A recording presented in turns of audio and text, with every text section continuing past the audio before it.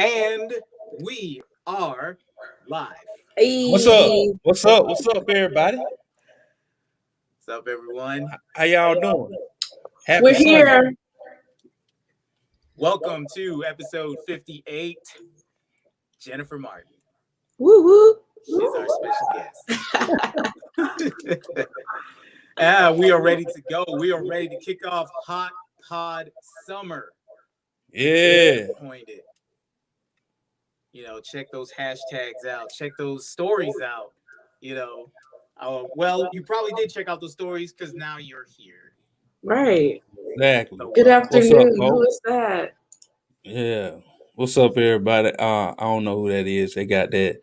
They ain't got their StreamYard authentication Oh, code it's yet. Chris Maxwell in the building. What up, Chris? What up, sis? What's up? Yeah, we got Kenitra Mason in the building as Hey. well. Exactly. She said Exactly. I coined that term. I All searched the summer web long. to see that is not used. Hot Pod Summer. Yep. Yep. So we got it. We got it. We're occupying. We got We're it. occupying it. That's They got it from us if they say it. If they say it, you got it from us. I know you got it from us. That means you're listening. That's good. We spreading around like mayonnaise on bread. That's right. That's right. So we're gonna warm up real quick. Because I gotta get to this. Like, I had a whole agenda plan for the warm up. Like, man, because LeVar Burton, he's hosting Jeopardy. Right. Congratulations. Hey. Yeah, congratulations. He'll do a good job. It's a guest spot. We'll see if he becomes permanent. That's cool. But Chick-fil-A did something kind of crazy. Okay. Yeah. So you've been to Chick-fil-A. You have ordered a lemonade. You have ordered sweet tea. You've probably ordered those two things together. Mm-hmm. I do it every time. Yeah. Mm-hmm. Yeah. I do it almost every time I go there. But that's not officially on the menu, guys. It's not a menu item. You ask for it, they'll do it, and they'll do it every time with a smile and with pleasure. Right. You know what I mean? But it's never been on the menu until now. Until now. So they put it as an official menu item, but don't go looking for the name. No, don't look for that. That we all us Georgians know and love to be. It can't pronounce. Concoction.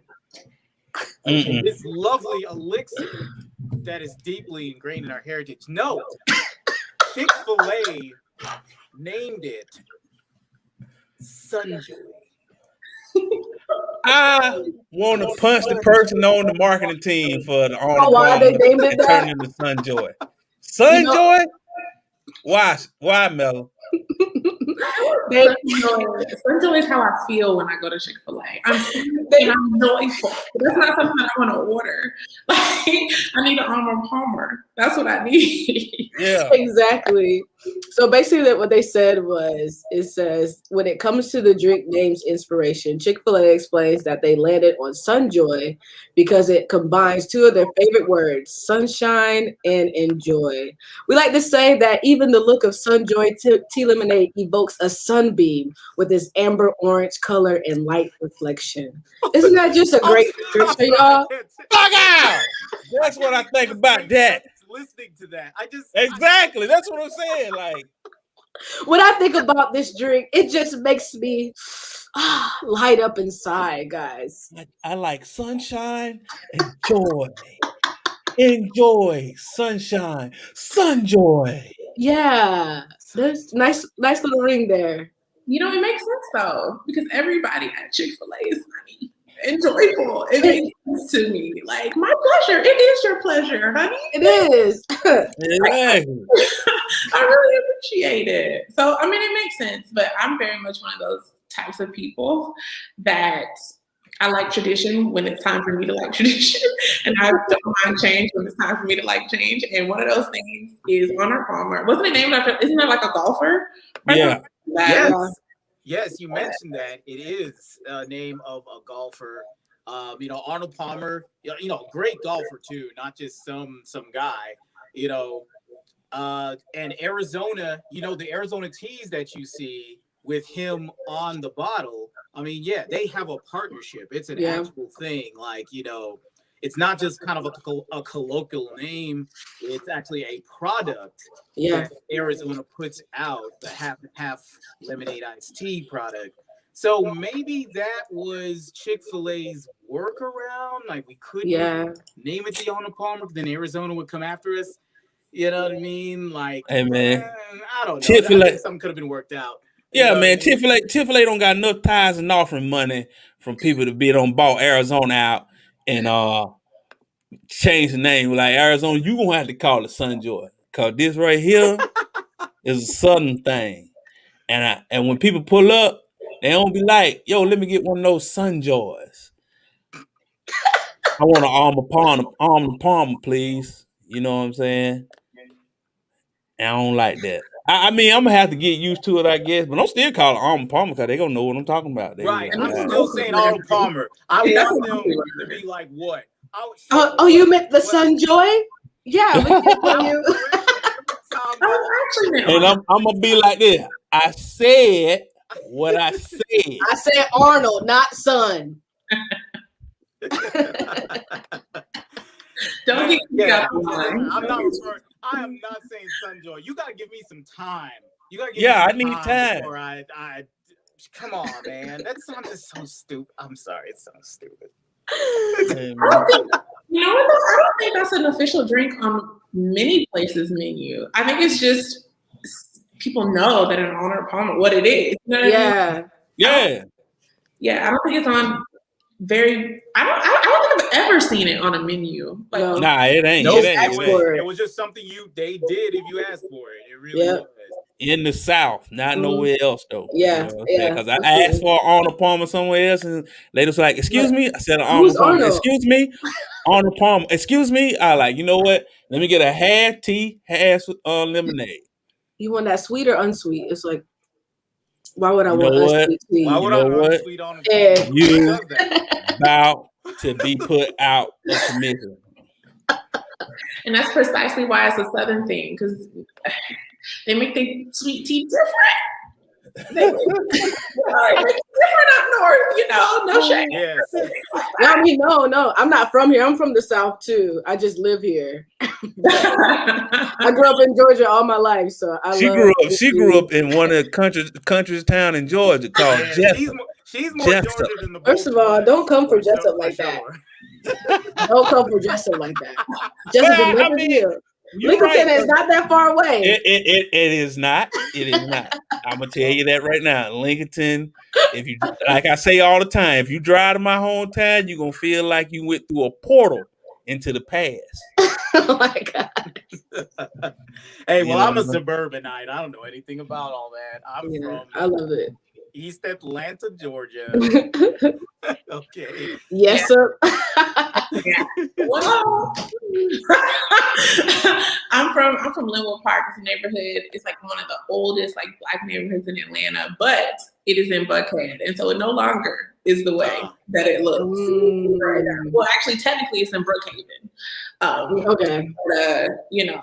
So you got roots here. You know, you ain't just from here. You got roots. Yeah. Oh, my entire family, mom and dad's side. My mom's side is from Linwood Park, Atlanta area, and my dad's side is from like Roswell, Norcross. Oh, okay. Area. So we're all wow. Yeah. But that's why you try and give me an Arnold Palmer with some unsweet tea, it's gonna be a problem. Or give me some tea that you made and you just got unsweet tea and put some sugar in it, it's also gonna be a problem. Exactly. So, right. It's all a problem. You don't drink in that. In there. All your northerners that come across this podcast, just understand you can't just sweeten unsweet tea because it's already made. It got to go in the beginning parts of the process. Right. You know what I'm saying? Just like when you make Kool-Aid, you know what Kool-Aid is? You make the sugar in the beginning, everything go in together for the marination. What about the marination? Kool-Aid is colored sugar. Let's just say that. It got flavor now. Don't I'm just saying that's the sugar is the flavor because without the sugar, it's bitter.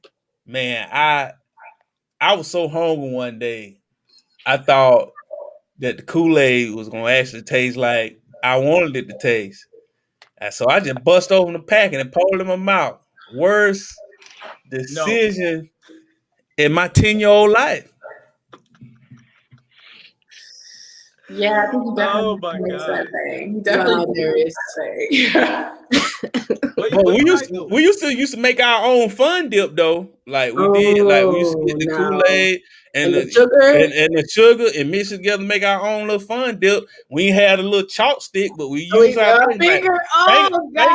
Fingertip be whatever color you had in there. Is this a country thing? Hey man, you made do what made do. Because it seems like Steve and Jennifer's like, they were just like, I don't know that. Hey, you know what I'm saying? You came from Brookhaven for one. I actually agree. Okay. I'm not gonna lie to you. Your finger used to be that little chop. Exactly. The chopped candy was gross. It was gross. Yeah. Yeah, no, it was gross. So you just sticking in. I used to just kind of like suck the sugar off. I never ate the candy. I never did. Use your finger. Exactly. You were just like, I guess it's the spoon. Right. Exactly. Not the spoon. Oh God. Hey, and you know one thing, we're gonna sidetrack. I know we don't left Chick-fil-A. No. This is the warm up. I love this. But hey man, I was thinking about something. I like. As kids, some of the candy we used to eat, you know what I'm saying, especially if you're born in the 80s and early 90s, they promoted us to be people a habit. Like, you remember them little candy cigarettes they used to sell us in the big tube? They were engineering us to be bad grown-ups. Especially when the gum started coming in those chewing tobacco cans. And then people would I used to be at the baseball game, and I used to be the baseball gum. The big league, big two. I used to have it in my back pocket, and I pull it out and put a wad in my mouth like I had tobacco for real. Like, and I was like, I'm getting up to hit, and I'm spitting like I'm spitting tobacco out. Like, ain't nothing but this sweet spit coming out my mouth. Not gonna lie, that's a fact. And they even went like above and beyond with the bubblegum sticker. I'm not gonna lie, but I've never smoked a cigarette in a day of my life, but those bubblegum cigarettes had me thinking like I was thought you were grown. I had it in my ear, like I was blowing out a little fake pus, like it was crazy. And don't let it have that little bit of chalk in there when you burn the little smoke come out. I don't even know if that stuff was healthy, period. But I used to be sitting there, I used to be talking to other kids like this. I'd be like, now look here now. Go over there and do what it said do. I meant that. My wife said when she was a little girl, she used to have one of those Power Wheel Jeeps, and she'd have one of them cigarettes. She'd be driving the Power Wheel Jeep with a cigarette in her hand, cussing out traffic. Please comment. My God. Brittany, please comment and confirm all of this right now, because we need to have a separate conversation. That's why I told people, I said we lived on the end of uncivilized times. Like, we was just like, they really gave us stuff that was just like saying, hey, when you grow up, you can get the grown-up version of this. And they'll develop a habit like the rest of us. That is very true. I never even thought about that, actually.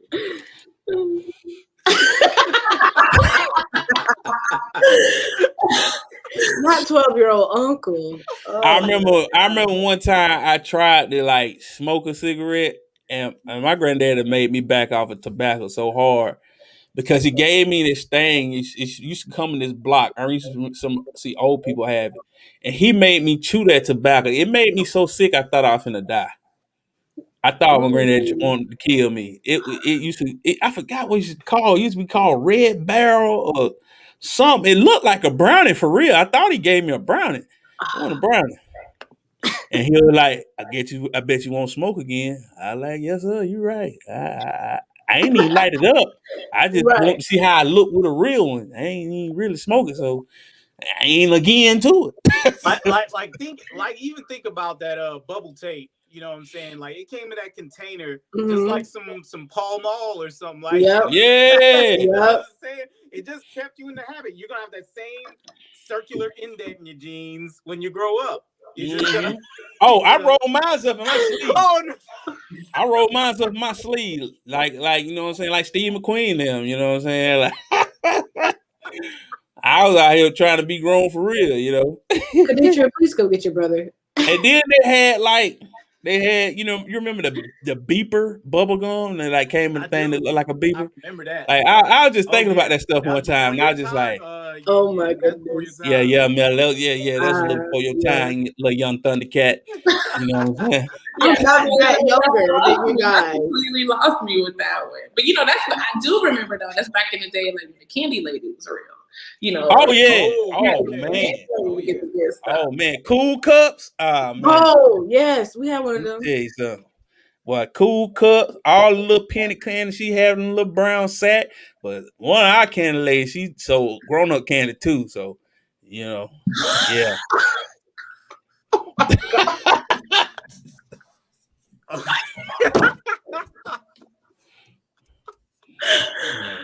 I like, because I came in there, I seen one of them. I was like, hey, man, what you doing here at the candy lady? Hey, don't mind your business, little man. I'm about to do mind some your business. Mind your business. Say what? And then he go in the back. See, I was only permitted to the living room. He went in the back, and he came back out. And I was just like, hey, man, what kind of candy back there? He was making a drop. Yeah, so I was just like, what kind of candy he got? Shoot. Not the candy you need. Exactly. When he told me to mind my business, young blood, I was like, hey, man, that's it. That was the don't do as I do as I say type of thing that grown folks was running on. But they used to run game on us. Hey, hide in plain sight. Right. Man. Oh, that was a good one. That was a good warm up right there. That was a good throwback right there. Yeah, that's a good throwback. Went down memory lane a little bit. Left Mella about 97. Yeah. You know yeah. But don't forget now, my father is not too much older than you guys. So. Yeah. Anthony Hamilton. Yeah, he never. Please stop. Yeah. Hey, her daddy looked like Anthony Hamilton. I'm telling you, like, he looked like a mix between Anthony Hamilton and the dude that sang with the Gap Band. Charlie? Yeah, Charlie Wilson. Oh no, you put Charlie. What? And when he had a hat on, I don't know who to call him. Anthony Hamilton, Charlie Wilson was like, Charlie. What is wrong with you? You have never seen Anthony Hamilton and Mella's dad in the same place. In the same spot. You've never seen it. Until I see it, I'm gonna believe. He didn't have a concert the days that her dad was around. He's not Anthony Hamilton. What you doing in the studio then? He dropped you off at the studio, and then what you doing in the studio? Playing yourself. This is a part of my job. What are you talking about? Yeah, you make beats for your daddy. I can't. Oh my gosh. You do have some. Where the Hamiltons at? What'd you say? Where the Hamiltons at? They're on vacation. So now that we're all warmed up, we are going to get into our intro. So we're going to see you guys at the other side of the bump.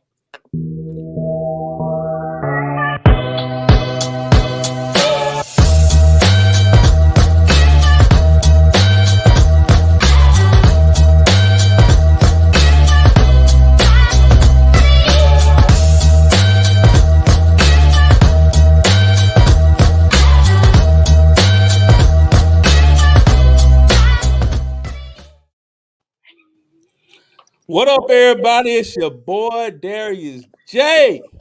And I'm Stevie Neal. And this your girl, Mela G. With special guests. Jen Martin. And this is Convrs8. Let's talk about it. What up, everybody? It's another show, another day, another dollar. I hope you went to church some way, somehow, whether it was in video or on your bed or in the parking lot or wherever. You know what I'm saying? In a building, you know what I'm saying? If you got your shot, you might have been able to hug somebody. We in here. Oh my goodness. Welcome. Mm-hmm, Right. So we're gonna get into some how you livings. And so we'll start with our special guest. How you living, Jen Martin? I am living extremely blessed. I can say that. Trying to get off this Rona weight. And I actually, you mentioned the shot. I actually got vaccinated this week. Okay. So it was very interesting. I had a lot of doubts going in, but it was cool. I didn't have any issues. Just a little soreness on the arm. But that only lasted like a day. And I was good. Yeah. So, everything. You got that? Which one you got? I got Moderna. Okay. I thought, all right. Don't get. I thought you were finna get that Janssen. That J. No, Janssen. No, I was kind of trying to hold out. Because, like as vaccines grow, they make all these changes to them, Yeah. I was like, Johnson & Johnson, they made changes to the point where it's only one shot. Okay, it's going to keep getting better. And then Johnson & Johnson came back talking about some blood clots. And I was like, okay. Yeah, I know. And they start coming back talking about blood clots. I was like, these jokers ain't Jamaican. I mean, the joke went over. Well, man. Darius, my people are gonna get me for what you said. I know that's gonna happen, right? I know. By association. It did not go over my head. It went over my head, but I think I'm happy that it went over my head. Yeah, let's let it stay back there. Let it keep going. Yeah. It went it's out of sight. It's out of sight. But yeah, you know what I'm saying? Like, yeah, that's cool because you know what I'm saying, that I got the Pfizer, you know what I'm saying? I got what the nurses took, what my sister-in-law said take, and one of my homegirls in Chicago said take, so I took their words on and got that old Pfizer. Yeah, same here. Went to the stadium, got both shots. I think yesterday was the 10 days out for my second shot, so fully immunized now. So, Hey, did you feel anything when you got your second shot? Yes. Uh-oh. That second shot flu bug is real.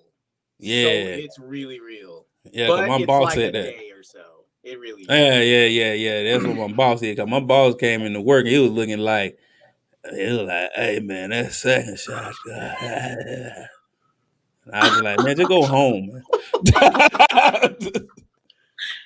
That's what they said. Even the I went to CVS to get my shot, and so even the pharmacy or the pharmacist there, I guess it was a pharmacist that gave me my shot. He was just like, you should be fine with this shot, but everybody says that the second shot is horrible. And I was like, okay, well, I'm ready. Yeah. Ready for it. It's all there. Oh my goodness. I'm already scared. But it's like it comes, it's there, but then it goes. Like I think it didn't really help that had a variety of factors. I'll get into that in a minute, but there was a variety of factors why that flu bug hit me the way it did. But that's how you living, Miss Martin? Yeah, I'm living healthy. Praise God. Come on, come through. We healthy around here. Yeah. Other than that, just Yeah. How you living, Mella? GE? GE? Wow. Yeah, that's all I was. Yeah, I went over. GE. I thought you were about to say something else. I was, but I just paused myself. Oh, okay. I appreciate that. Self-control. Look at you. I'm living well. So this past week has been an adventure. I think an adventure and get to know self. And so it's so crazy. So like last Friday, I paid off my last credit card that was in collection. And my credit score is up. And I'm super grateful because like I started like really being aggressive and paying down my debt at the beginning of last year, and then the pandemic happened and it was a lot of stuff, and there was a lot of things I was worried about financially. but I was able to still keep my job, and I got promoted like twice, during the pandemic to even help with more, income and paying more of my debt down. And so that same weekend, I was able to test drive a car, and it was just like, it's one thing when you're actually like putting your vision in action, you're writing it down, you're putting it on your wall, you're manifesting it every day by speaking it into life, and to finally actually be at this moment where I can say that I no longer have that toxic debt, and I am, moving to that next step of getting a car, and the next step will be a house. Just in the season where I'm at, and I'm just super grateful, of the whole process in general. I think it's definitely taught me a lot. It's taught me a lot of discipline, because there's a lot of things I wanted to do that I couldn't, and then I think because of the pandemic and not being able to travel, there's a lot of money that I was able to save, and more money that I was able to put towards that. So I feel like the pandemic was a blessing in a way, in that aspect. But I think just lately, I feel like I've been living freely. If I would just kind of sum up like how I've been living overall, like I just feel like I'm free, like I owe nobody anything. I wake up debt free from my student loans, because that's between Biden and God at this point. So whatever they figure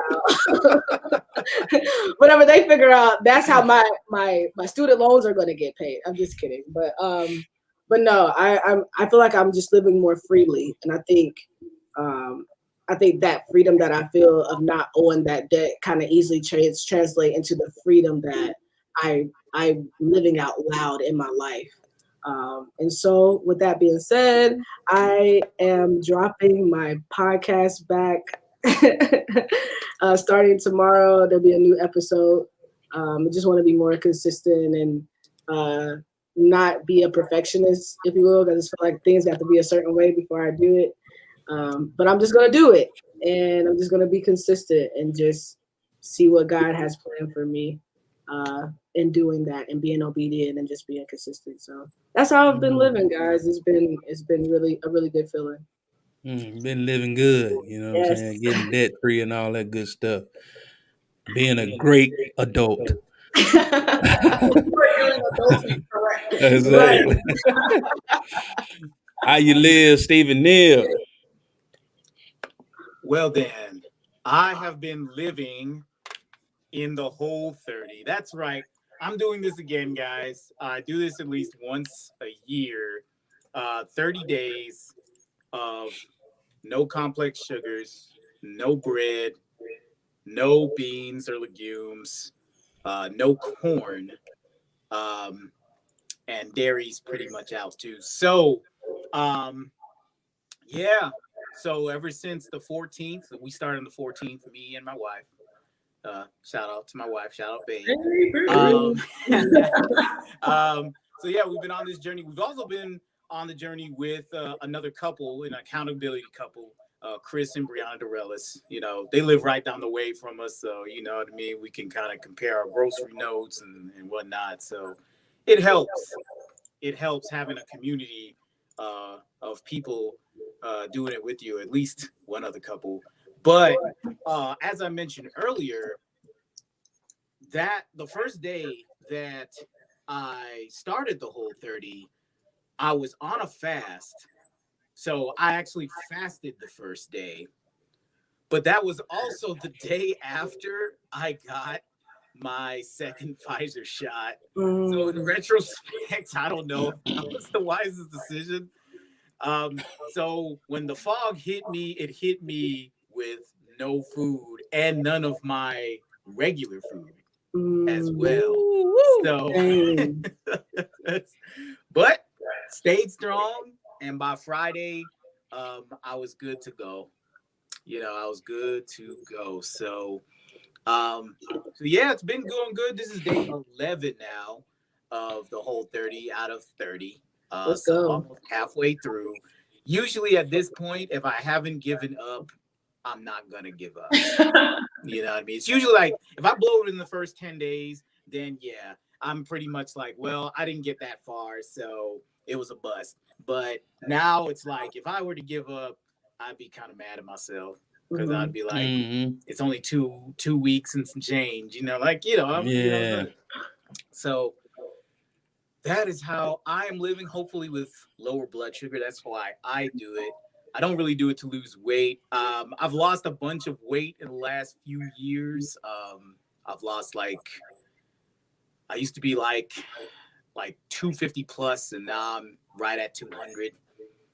So let's go. Come on, maintain. So I don't know if I have that much more weight to lose. So I might have to hit up our boy Chris Maxwell and get into some kind of oblique routine. You know what I mean? Yeah, come on, toning. You know. So might have to do that. I'm gonna have to do that sooner than later. But that is how I'm living. 2 questions. Yes. I have 2 questions. One, why no corn? Because corn is one of those things that also the starches get converted into the same sugar that kind of, you know what I'm saying? Like, it's a conversion thing to where your body kind of stores it as sugar more so. Sugar. So maybe I'm just missing this part, but your body does. I thought that your body didn't absorb or digest corn. Like, is it? I remember, like, back in the day in school, we did like yeah, I remember the whole experiment. We had to eat whole corn, and then you know, look at. But the thing of it is, just like corn, it has an inside that's soft. See, the protein coat on the outside of the corn hull is not digestible, but the inside of the corn is very high in sugar, and that's how they get corn syrup. You know what I'm saying? So, so that's how that works. You know what I'm saying? It do break down. It just don't break all the way down, just like it don't break the outer coat of the corn down. You don't break down like you broke that down to me. Right. You know, second question is, you said you fasted the first day. What does that entail? Because, you know, people's fast is different. Some people fast from social media. Some people fast from TV. So, what does your fast mean? So every third Thursday of the month, our ministry, the Path Church, we fast as a church generally from food. And then there's different time periods. Some people do 24 hours. Some people might do a sun up, sundown. I actually did almost did the 24 hours. I was feeling too horrible. Like, I made it to 22, but with no food. Feeling 22. Like nothing, no water, no food. Oh well, we have water. You know, we do water, but just no solid food, and no, like, I can't have like Kool-Aid or something. You know, like, nah. This. What do you mean no? Buddy here. Like, can you have a smoothie? Does that like? Oh snap! Okay. Nah, no grown-up baby food. Just water for like a whole day. Just, you know, fasting and praying about things about, you know, the ministry, because we just got a new building, and so we're praying finally going forward with that. You know, we're having services in the parking lot now. You know, so we're trying to kind of, you know, integrate in the community and stuff like that. So, you know, utilize the gift that God has given us.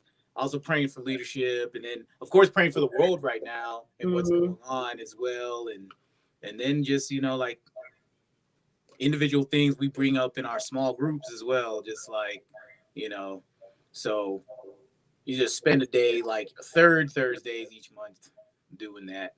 So it just happened to fall on the day 1 of Whole30, so it's kind of crazy how that worked, but a nice start to it. So that's dope.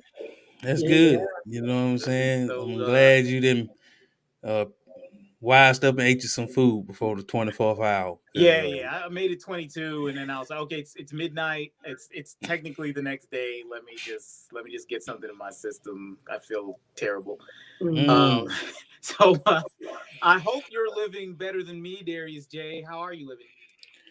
Living good, you know what I'm saying? Life is going well. To this week was a long week. I thought I saw a UFO You know what I'm saying? When I was down in Savannah, close to Savannah and Waycross. What? I did, bro. I'm telling you, me and this other truck driver, we were riding down the road, riding down 16, right? And then all of a sudden, these two lights just burst in the sky, looked like a photon laser, something very sci-fi-ish. You know what I'm saying? And then this light just shot out from behind, but it didn't light up nothing. It just lit up the air. It looked like a comet.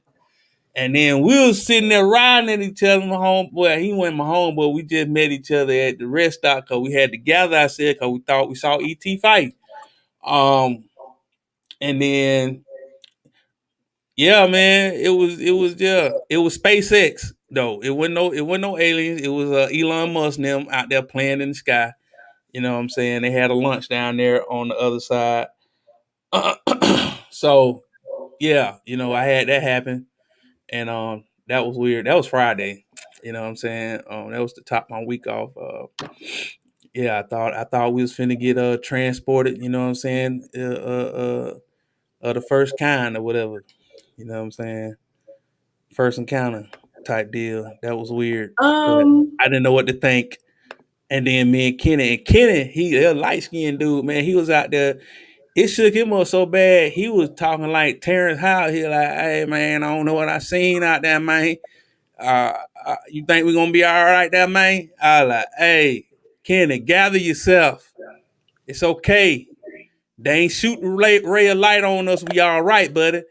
I got to go make this delivery and Waycross though, but you know what I'm saying? I don't know what you gonna do. He's like, man, I want to turn this truck down and go back to Macon. I was just like, hey man, do what you gotta do, Kenny.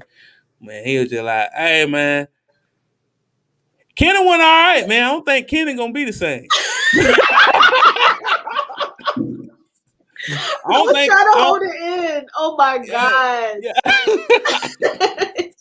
Kenny was really messed up about that right there because he cut his light on and looked at me, and I cut my light on and looked at him. And I just like, hey man. And then he was just like, hey man, pull over at the rest stop. And we pulled over and Kenny was like, hey man, it was hard. Old Kenny, man. Gosh. Kenny. It looked like Chris Brown. You know what I'm saying? It probably was a scene from Space Jam. No, that was Elon Musk. Now somebody sent me an article. Said Elon Musk down there playing in the sky, playing space race cars. See, that's what the Men in Black want you to think, and so that's how they set it up. They flashed all of y'all with the thing, and that's what they told y'all. Yeah, because I'm telling you, all right, let me tell you something. That's a weird thing to see at 4 o'clock in the morning. Yeah. You know what I'm saying? At 4 o'clock in the morning. It was about 5, right at 5 o'clock.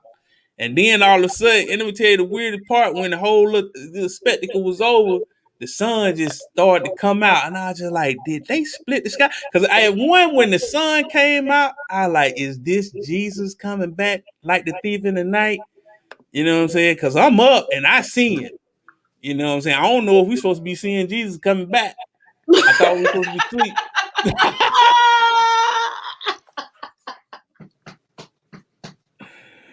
I can't, man. I'm so done. I cannot. I'm completely done. I don't know if I'm just like so thrown off by how great your impersonation is of Terrence Howard, or this whole spectacle that you saw in the sky. Hey man, Friday morning was the weirdest morning. I had to text my wife and be like, hey, if you don't hear from me, I'm riding with E.T. now, bumping the Lecrae. Okay. I might come back with a photon laser ready on, like pew, pew, pew, pew, pew. They ain't gonna be able to see me in the hood. As long as your fingers don't turn like ET's, we'll be good. Hey man, that'll be cool. Ooh, that'll be something cool for worship. Like we have a candlelit worship. I can throw the finger up. Hey man, tell you. Oh my gosh. Can we please move on? This is why you go last. It's perfect. Hey, but this is exactly why you go last.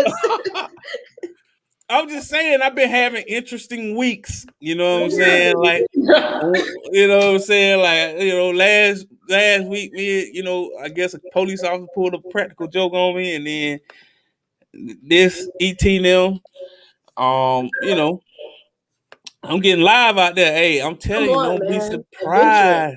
You know what I'm saying? I'm telling you, God almost took me up there. I was like, man, what if I had got picked up like Enoch? I just drove my big truck off into and just transcended.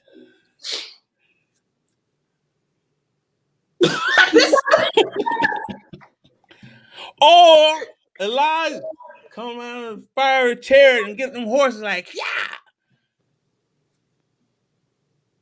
It's the awkward silence for me. I think it's so much more dramatic. So much more dramatic. I'm just saying. All right, I'm done. That's how I lived, guys. I'm safe. Yes, thank you. Well, you are living wild and crazy, my friend. You know what else is wild and crazy? Somebody giving you a haircut you didn't ask for. So we're going to get into this. Mm-hmm. We're going to get into this. Let's get into it. So, this happened some months ago. Yeah.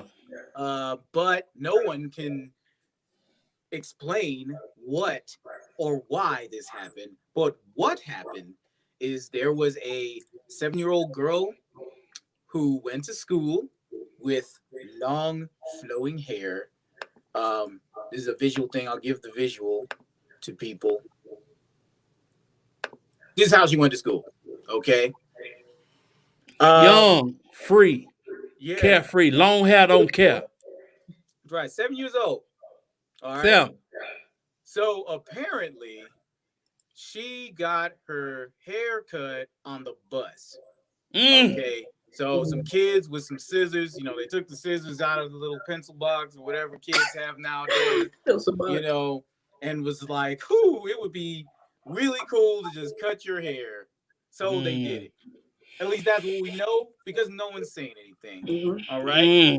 So apparently she came home from school with her hair cut, and her dad was like, well, what happened? And she was like, some kids cut my hair.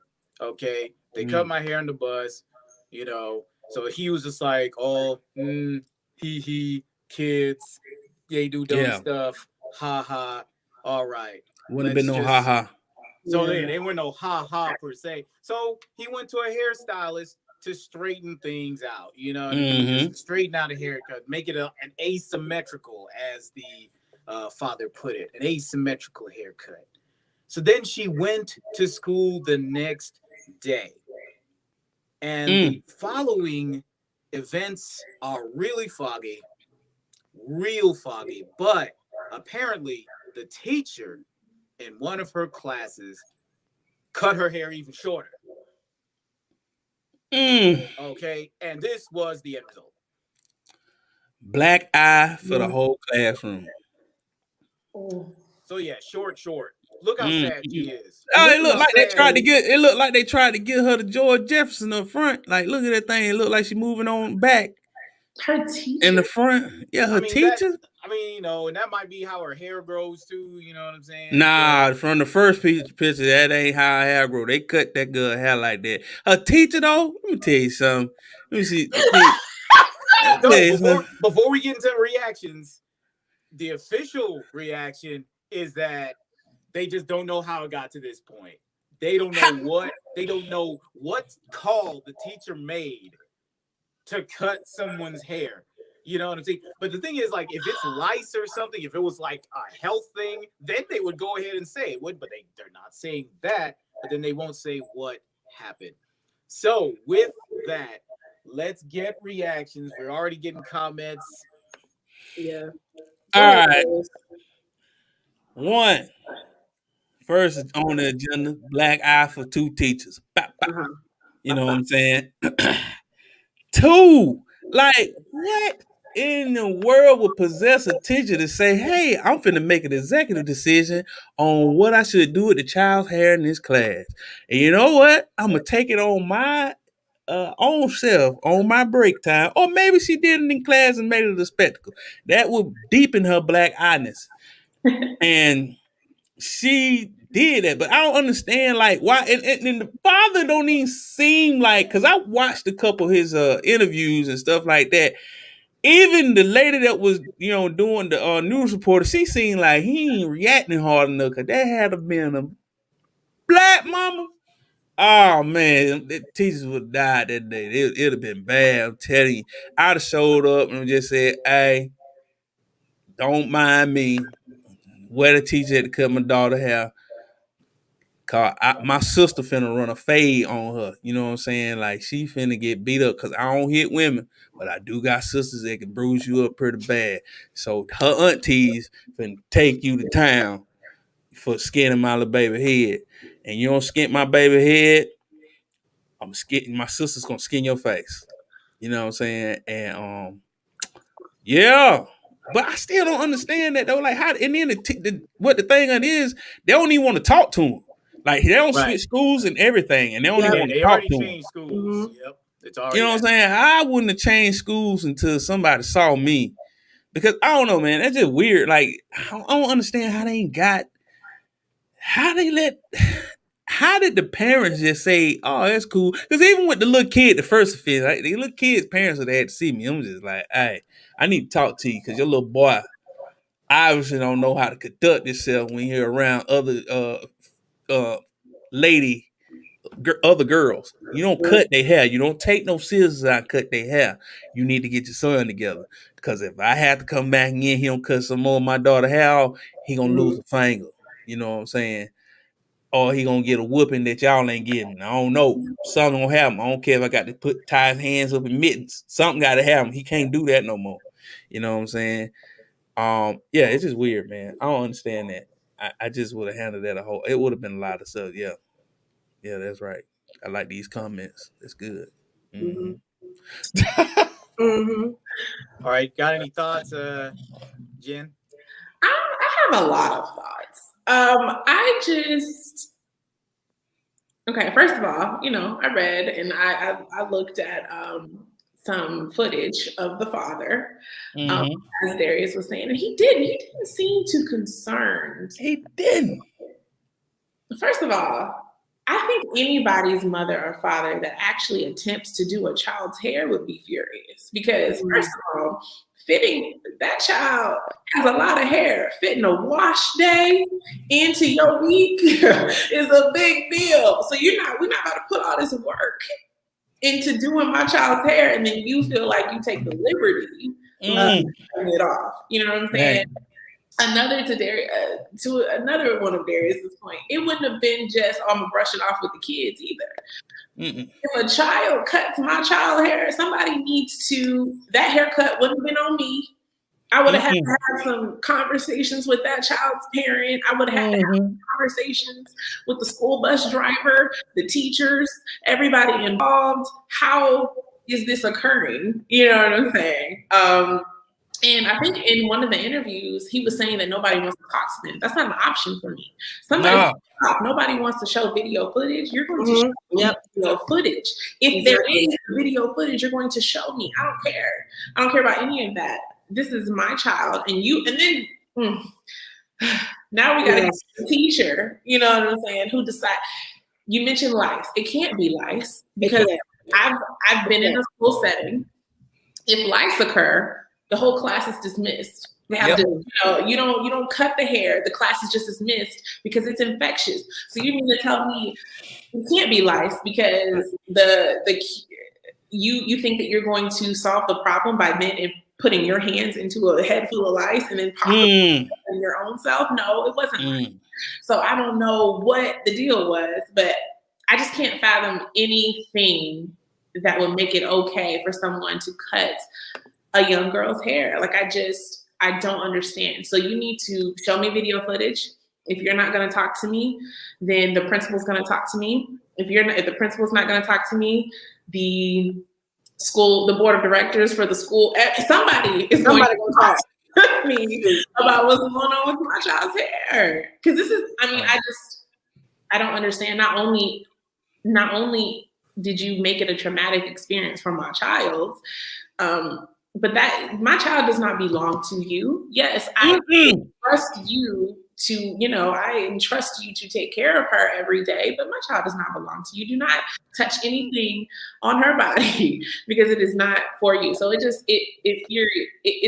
makes me furious because it's just like, why? And yes, hair grows back, but that's not the point, That's not the point. Who are you? Got my baby out here looking like a Cabbage Patch Kid or My Buddy doll with that nappy hair. You ever seen My Buddy doll? Her hair look like the little Caucasian My Buddy doll. You know what I'm saying? It's just crazy. And then her dad is like, "Oh, I want an apology. We going to some type of court. I don't know what's going on." That's the thing that I'm sitting up there. I'm just like, what is you talking about, my brother? Like, for real? Hey, man, y'all don't have to see me. I be patrolling the school like I work there. But Mela G, you got something to throw into this? I'm really just trying not to laugh at Darius's jokes right now, man. But I think I'm just trying to figure out this motivation piece. Like, the child cutting the hair on the bus definitely needed to be addressed. Nothing to chalk up. Ain't nothing to chalk up. We can put some chalk on some sidewalk and draw some flowers. But we ain't chalking nothing up because that boy, girl, whoever cut my child's hair needs to be addressed respectfully. Like, just, manners need to be taught, and it starts with the parents. So we need to have some type of sit down, maybe not a play date because I don't know what y'all gonna do while I'm trying to talk to the parents. But I'm still trying to piece it together from the moment, that happened on the bus. They go to the hairstylist, they, get an asymmetrical cut. And then what was the motivation for that? The haircut is styled. What more needed to happen? Like, did something else happen at school where she was bullied or another student, they were doing a project or crafts and somebody, or herself, she decided to cut her own hair? I don't know. Maybe, I don't know what, I'm trying to figure out what was the motivation? What gave that teacher the entitlement? She felt like she could make that decision to cut her hair that low too. It ain't even that's a huge chunk of hair. And then also too, like in the front, it's like a lot of hair missing. Like you can almost see her scalp, and then everything else is curly. So I'm just like, I would be livid as a parent if I was, if that was my child. I would not rest. I don't want just an apology. I'll probably I'll sue the school. I'll sue the teacher. Whatever it's gonna take. Like my child is not gonna go to that school anymore. If anything, we can homeschool or go somewhere else. But I will not rest until I get answers. So I was so confused as to why he couldn't get access to the video footage either as well. Because that's the thing. I'm like, because it sounds like they made a game out of cutting her hair. Because that's what it feel like to me. I'm like, you don't want to release the footage because you're going to incriminate the fool out you. Yep. You know what I'm saying? And because just like even the cut in the front, I was just like, man, it looked like somebody was playing in that girl head, man. And that don't look right. All that stuff looked very intentional. Mm-hmm. I wouldn't have been able to sleep that night. A couple nights. I would have been at the school. I'd have been at the school in the parking lot, like Denzel Washington on Training Day by the end of the movie. You know what I'm saying? Just sitting out there, just looking at the school, just like, when it's opened up, I don't care if it's a security guard, I'm running in there. Mm-hmm. The only thing I could estimate is that they are keeping a lid on this just to buy time because something bad happened. Yep. Something bad happened. At the very worst, the teacher made the teacher made a very dumb call. And then it's all on the teacher. At the very worst, maybe the child got bullied again and they started cutting away at her asymmetrical haircut, and the teacher, for some reason, decided, okay, we got to even it up because now her haircut's ruined again. You know what I'm saying? Like, it might have been her child doing it. It might. Like, something dumb happened and it's on camera. You know what I mean? because, otherwise, why not release the footage? I don't know if there's protocol or whatever that they're just milking. It doesn't matter. It doesn't matter. Yes, it don't matter. The thing. Like, protocol is protocol, but doing the right thing in this situation is more important. Like, why? You know what I mean? Like, what does it hurt to have the footage unless something titanically stupid happened? Like, that's going to make a whole school like legally. I'm just trying to figure out, like, does this teacher have kids?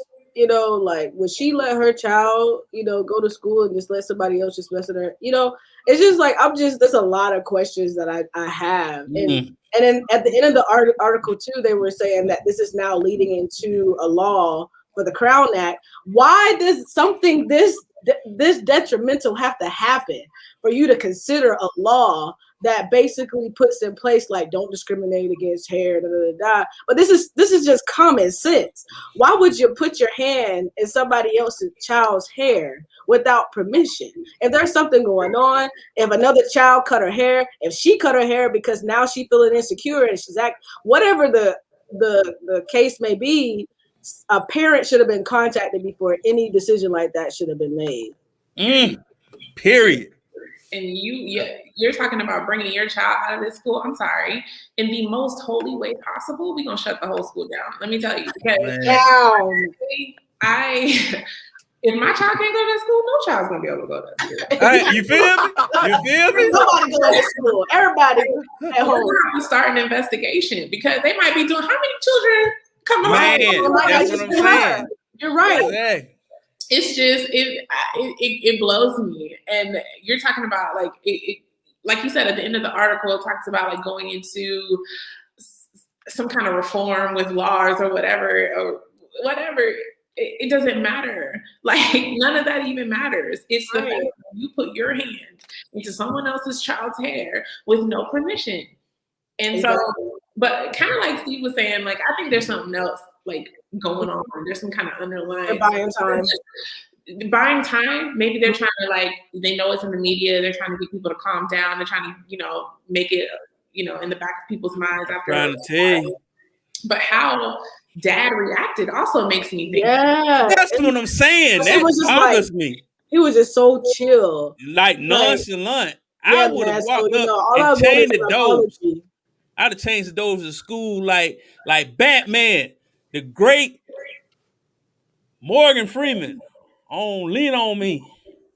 They used to call me Crazy Joe. Now they call me Batman. You know what I'm saying? I would have been up there. They used to call me Mr. Darius. Now they call me Debo. My school, punk.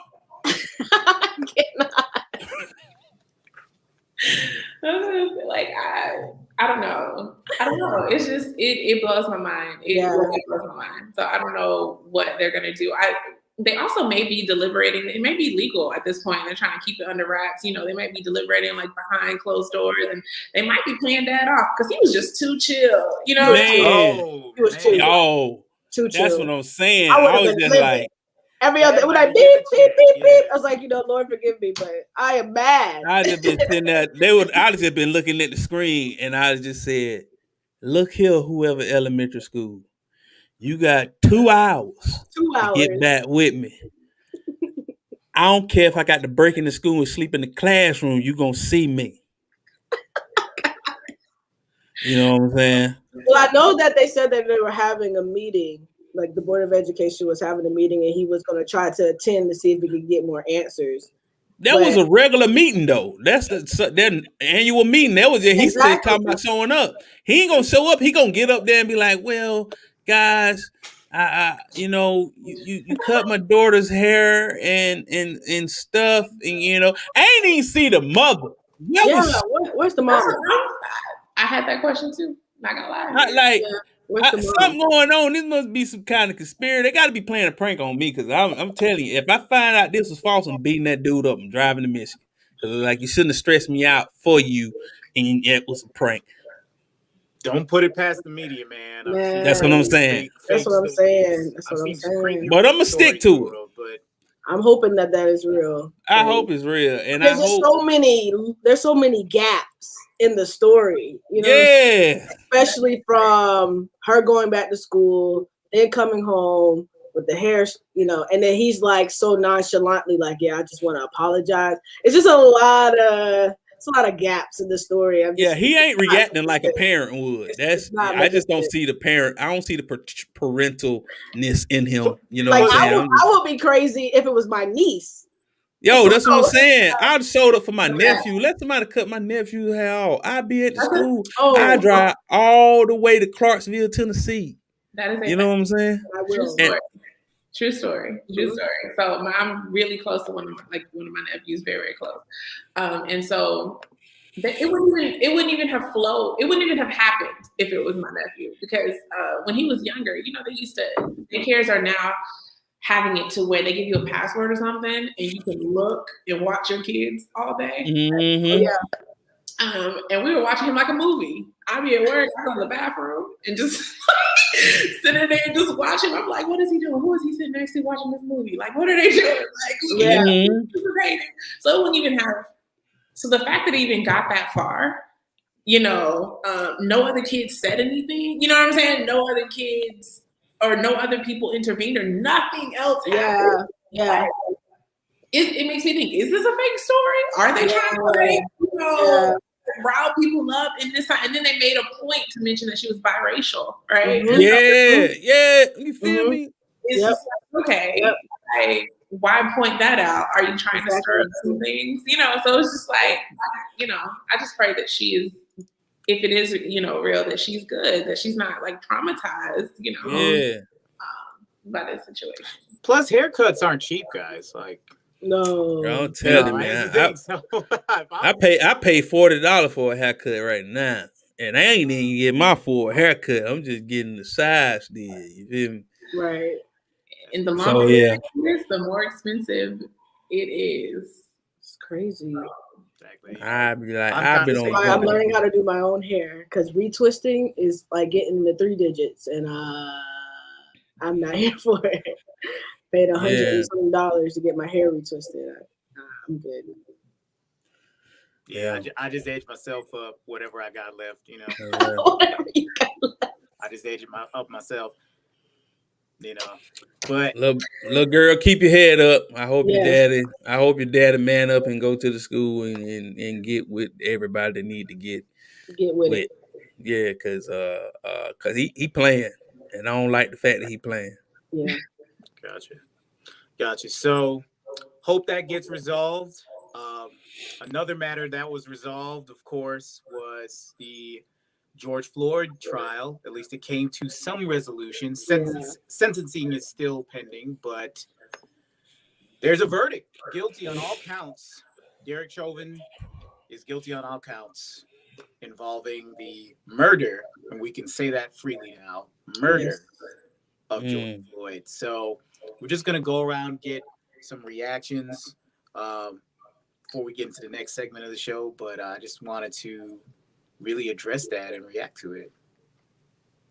Yeah, I wasn't following the trial very closely. I don't know, I just feel like with so many of us experiencing this, I feel like every day I'm hearing something new about our community, and it's so tiring. It's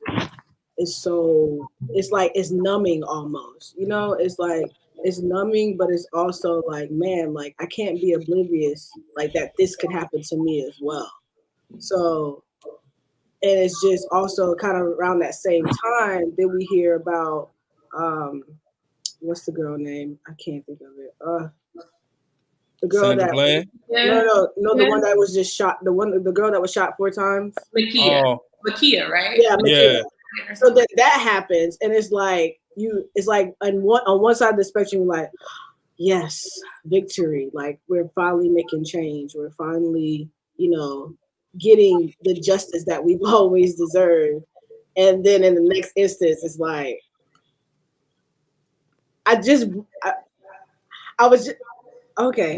So, you know, it's like while I celebrate, because that's huge, it's momental, you know, just from last, you know, year to this year and coming to that conclusion, which I don't know why it took that long anyway. But, you know, a verdict has been reached. But on the other side, I'm just like, I mourn daily, with my people, because it's like, enough is enough. And it's just so disheartening, man. It's, every time you turn around, there's a new story about some black man, some black woman, some black girl, kids, children, people that like lives are cut short because of the police. And it's just like, I feel so uncomfortable now, like my first thought shouldn't be when I get pulled over by the police, am I going to live? Am I going to live? Not like, am I going to get a ticket? Are they going to let me away with a warning? No. Am I going to die today? This is going to be my last breath. And that's scary. It's so scary. Yeah. Thoughts, Jennifer? Honestly, I can't help, like, okay, so people are celebrating, people are happy, right, about this verdict that has come about, but honestly, I can't be happy, right, and I can't celebrate something because like that, right, because I look at it from every angle and I look at it from every side, but at the base, it reminds me that if something like that had to be done, that means that somebody lost their life. So it's just a reminder, that George Floyd is no longer here, and that a family has to suffer and mourn. And I could imagine being in that courtroom, having to replay that and relive that over and over and over again. And it's just horrible. It reminds me that people have a lot of hate, that people are raised to hate, it's not, no one's born that way. You know what I mean? And so people are product of environments of hate. And so I'm not happy that a verdict had to even occur in the first place. I am, I guess you can say, happy about the fact that he was held accountable. People are saying justice, justice has prevailed, but I think justice has to do with, I think there's more so accountability than it is justice. I think justice has to do with the overall structure and the system. I think it goes further than just one verdict. Yeah.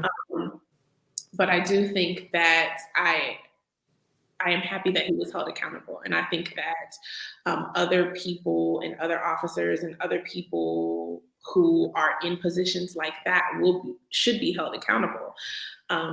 But then I think about it from the other side. And yes, he deserves whatever sentence and the verdict, he deserves that. But then I also think about how his family now has to be without a father. Children have to grow up without him. And that could then perpetuate more hate, that could then lead to more discrimination, more racism. And so it's just like, okay, this whole trial, everything like this is not even, it's not good on any side. You know what I'm saying? And so right. We don't know what's being said to people when they go home. You know what I mean? We don't know what his wife or whatever his family's saying to, it just, and to be honest, I'm also fearful that, everybody's surprised that he got,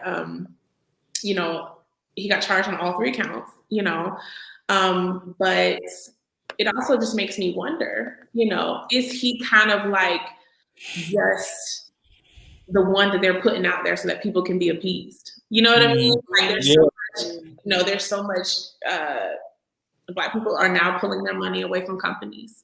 You hear all the time about how people are, because of the voting laws that are going on in Georgia. Yep. People are not making movies in Atlanta anymore. And so people's pockets are being hit. And so it makes me wonder, if that wasn't occurring, would these verdicts have gone through? You know what I mean? And are they using him as kind of like the face of, we're on your side, gonna just get pushed under with future situations that may occur. You know what I mean? So, I'm just thinking about like all of that. That's good. Right. And you brought up a good point that this had to become a worldwide movement and got the attention that it got. Like, think about it. People were protesting in like other countries, Mm-hmm. like all over the world, when this happened last summer. And then it got to the point, to your point again, Jen, that companies made stands, took action, made statements, put out tweets and Instagrams and stuff, so throwing support and stuff like that. Like to the point where it's getting all this attention um, for this to finally happen. Because this has to be the largest profile case where a black man gets killed by a white police officer that results in this verdict. It has to be the biggest profile of that. It may have happened, but it might have been low profile. This is the biggest. This is definitely the biggest. Okay. So now it's just like you're asking, like, what does it mean? Because court cases are meant to set precedences. Yeah. Okay. That is the intention of verdicts. Verdicts set precedences. So does this set a precedence? Is this a flash in the pan? You can't help but wonder because this is the first one.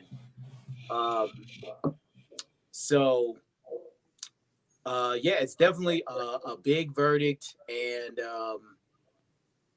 definitely with big implications.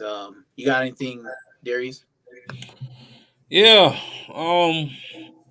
Verdict. I was like Miller, you know what I'm saying? Most of the time when stuff like this going on, I kind of like tune out and fall back.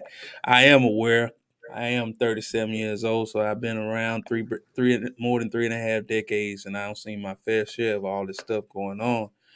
And I still empathize with it, you know what I'm saying? I have compassion towards it, but even just like, you know what I'm saying, Jim was saying, it's just like all in all, you still losing on the front end and the back end because things are happening simultaneously. You're not losing in the front without losing in the back. And just like so many things happen, you know what I'm saying, all the time. And just like me, yeah, it's a good thing, but at the same time, it's a bad thing because just like, what if this tilt the scale in a way that just this radically changes how people protect and serve? You know what I'm saying? And then get in some situations where people should have stepped in, they don't want to step in no more. You know what I'm saying? Because they're just like, man, I'm not gonna risk my life for that. You know what I'm saying? And stuff like that. And just like it becomes a very conscious thing, because just like, yeah, it's bad police out there, just like it's bad people out there. And just like I tell people, I don't like to talk about the police without talking about our own community, because we do it to ourselves too.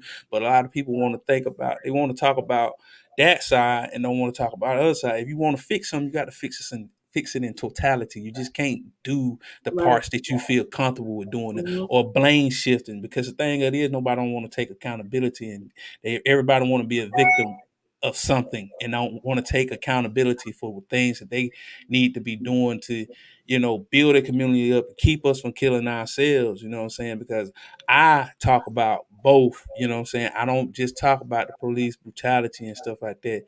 That happens, but I also talk about how we treat one another.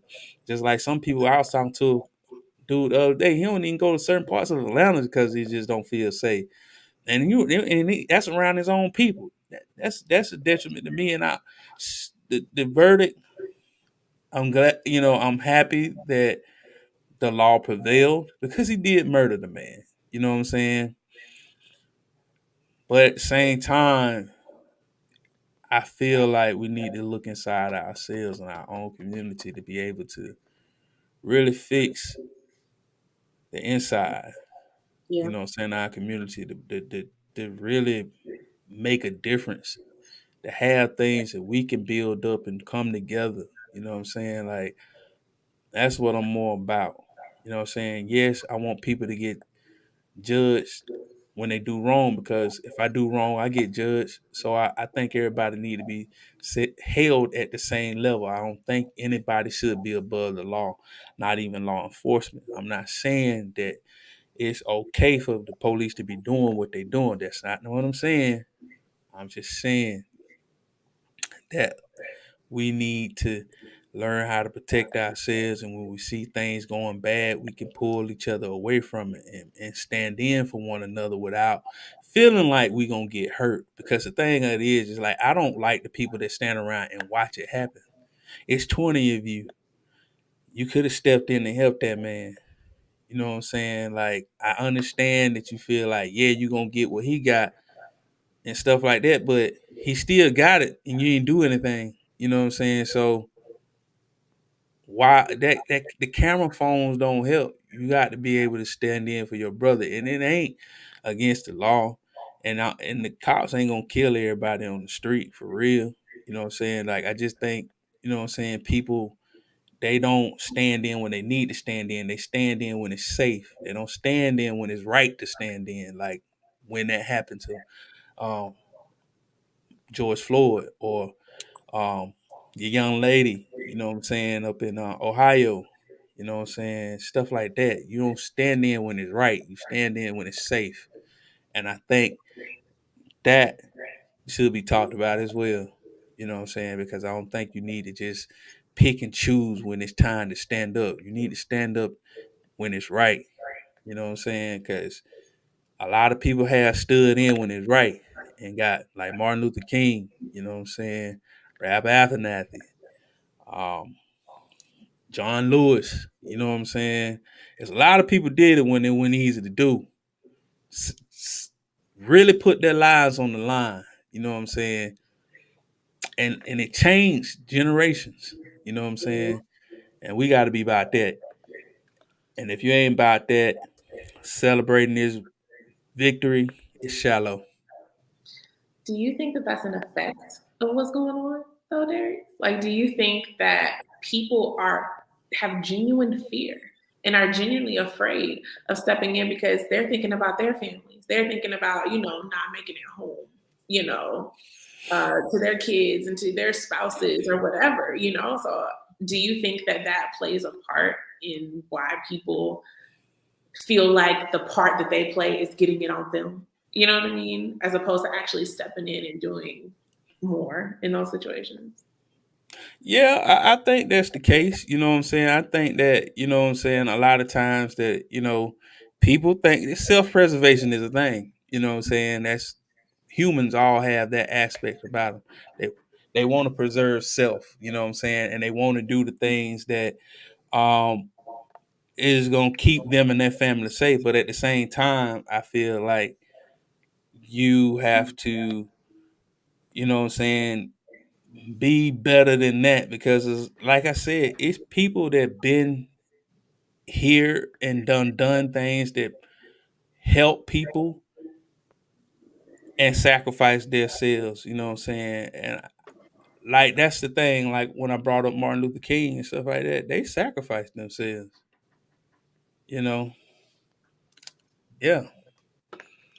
I mean, yeah, and I think Jen brought up a point of civic engagement as well. Like, it's not just the times where, you know, where your life is on the line that you can do something. You can also be vigilant in who is running your community by voting. And of course, you mentioned the Voting Act that was passed and the stands that were made. You know, Will Smith had a movie that he was shooting here that he pulled out because of what's going on with the votes, because of how it's inconveniencing people, and just making it harder for them to assemble.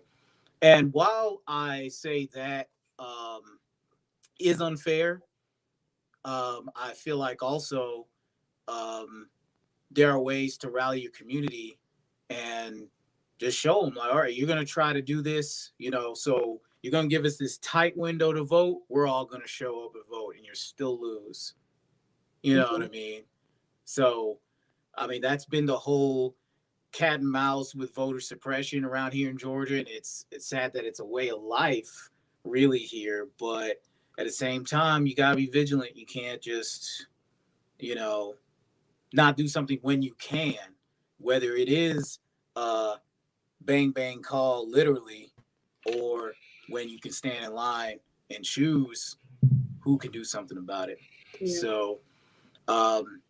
So sentencing is soon. We'll see how long Derek Chauvin's in jail, and that's that is a story for another day. But the story we're about to get into now is an interview with Miss Jen Martin.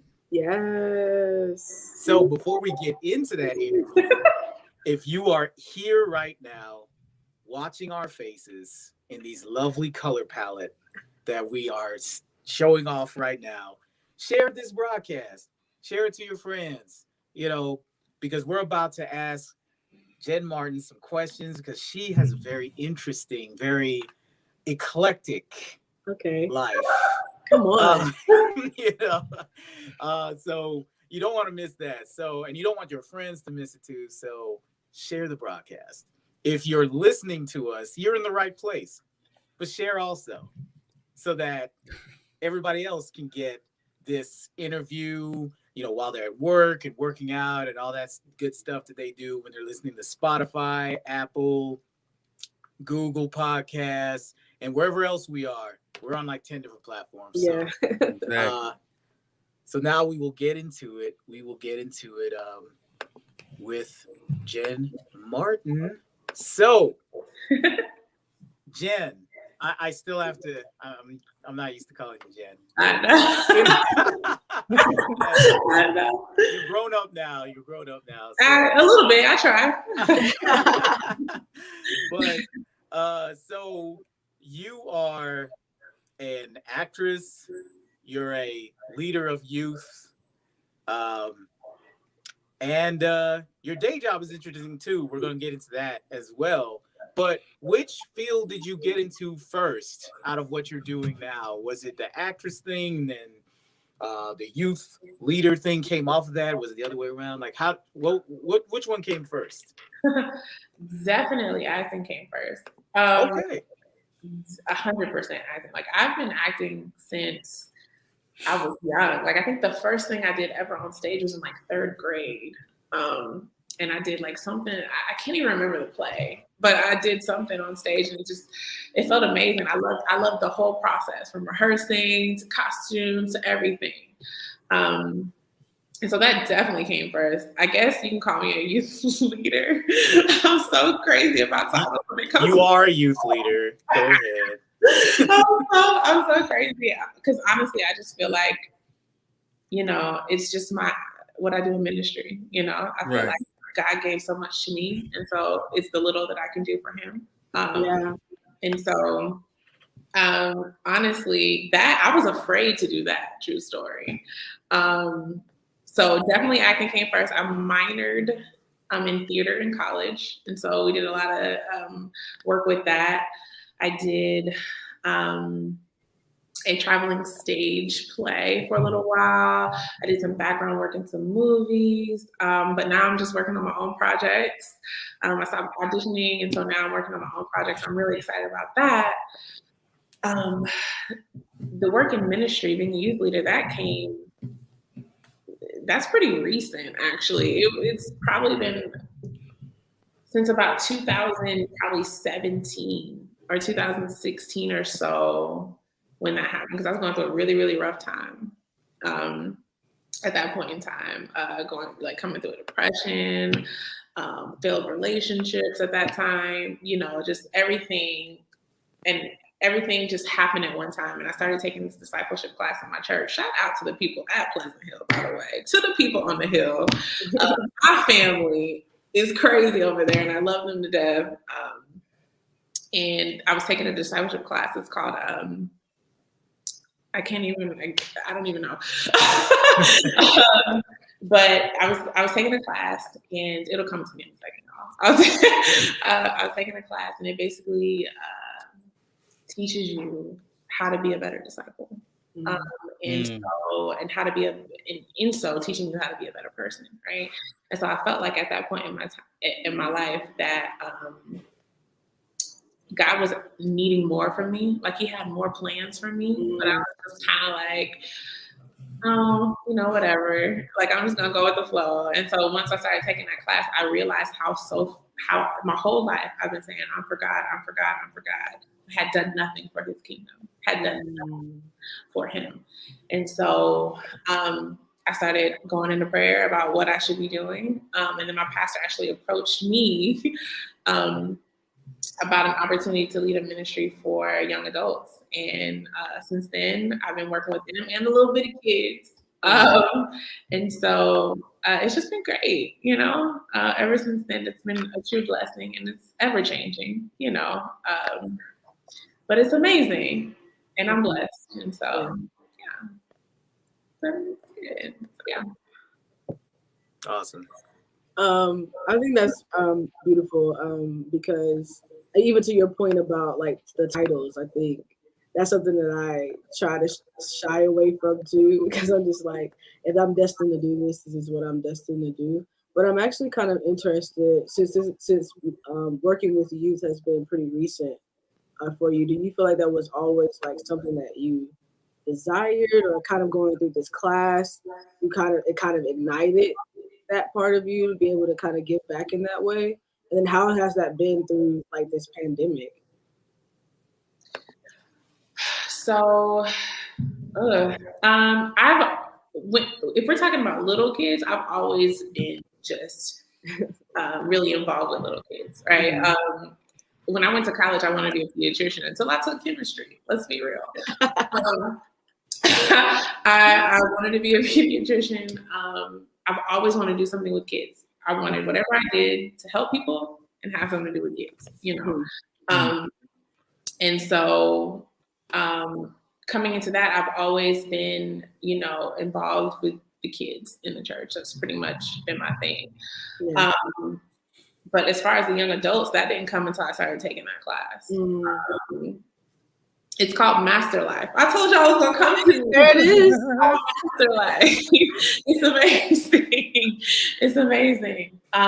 And just taking that, it really, I felt, so in my first Master Life class, because it's like a set of 6 different books that you go through. And so in my first Master Life class, I took it was myself, my teacher, and another middle-aged man. And I was like, and the teacher was like a middle-aged man as well. So I was like, what are they gonna know about my life? You know, like I'm a younger woman, what are they gonna know about anything? But I have never felt more community, more love than I did in that room with just those 2 people.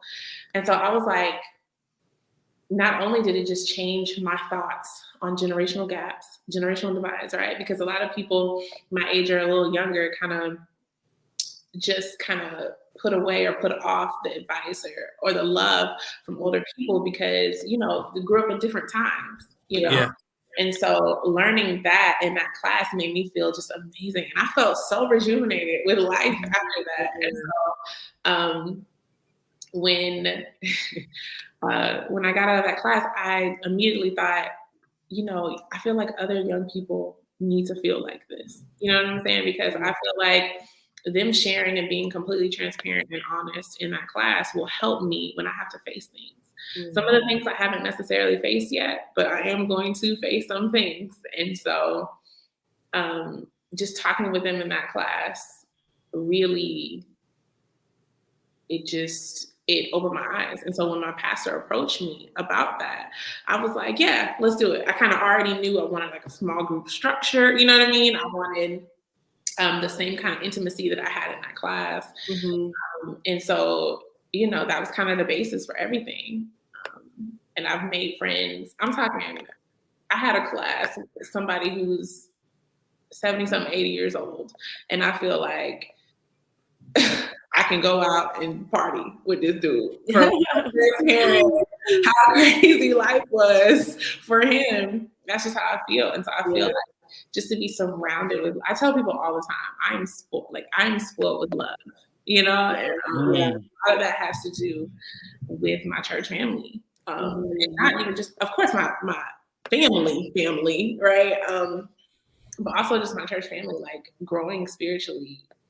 It's just been amazing. So I felt like I want to create that for other people, just a safe space where people can feel they can come and be honest, believe it or not, you know? Because a lot of people have questions and I don't want for people to feel alone when they're in those situations, you know? And so, It wasn't until that class. To answer your question, it was a long. Yeah. No, I mean, no, it's very thorough. And I guess it just kind of leads into, because you say you kind of started about 2016, 2017-ish. So, like, when the pandemic happened last year, like, how did you stay connected with the people that you were, like, pouring into? Well, you know what? Everything changed because we had to do everything virtually. It was a big shift for our church as a whole. But I think because our demographic is pretty young, we're we're pretty okay with being virtual, Yeah. It wasn't so much of a shift, Zoom. Yeah. Our best friend at this point, it wasn't too hard to be virtual. It also it eliminated excuses, right? So you can't make it to something, you can't make it to an event. Roll over, log in, right? And it also, honestly, it's like you said it earlier, that the pandemic kind of was a blessing, and I try to look at things in that manner, right? Try to find the good things and everything, and it was a blessing in a sense where now I had a friend from Jersey who joined the call, who was able to, join if we were still doing only events in person. And so I just think that God has an amazing way of showing his grace. And I think that he has created so many outlets for us to continue to do his work. And so I'm just grateful, for that. So it didn't change too much. It did change because we were completely virtual, and it does change the type of events that we can do. Yeah. Absolutely. Because it's kind of hard. But it's just, it's a challenge, but I accept challenges. Yeah. So yeah, absolutely. I think my other question would be, outside of that, kind of going back to the acting side of you, and knowing that you are a believer of the faith. So has there been anything that you've been involved in that you've had to turn down?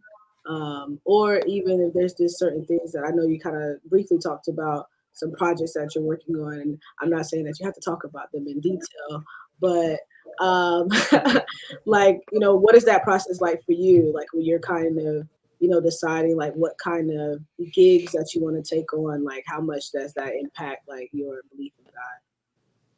It definitely impacts a lot because everything I do for the kingdom, right? And so it literally is the basis and fuels everything I do. You know what I mean?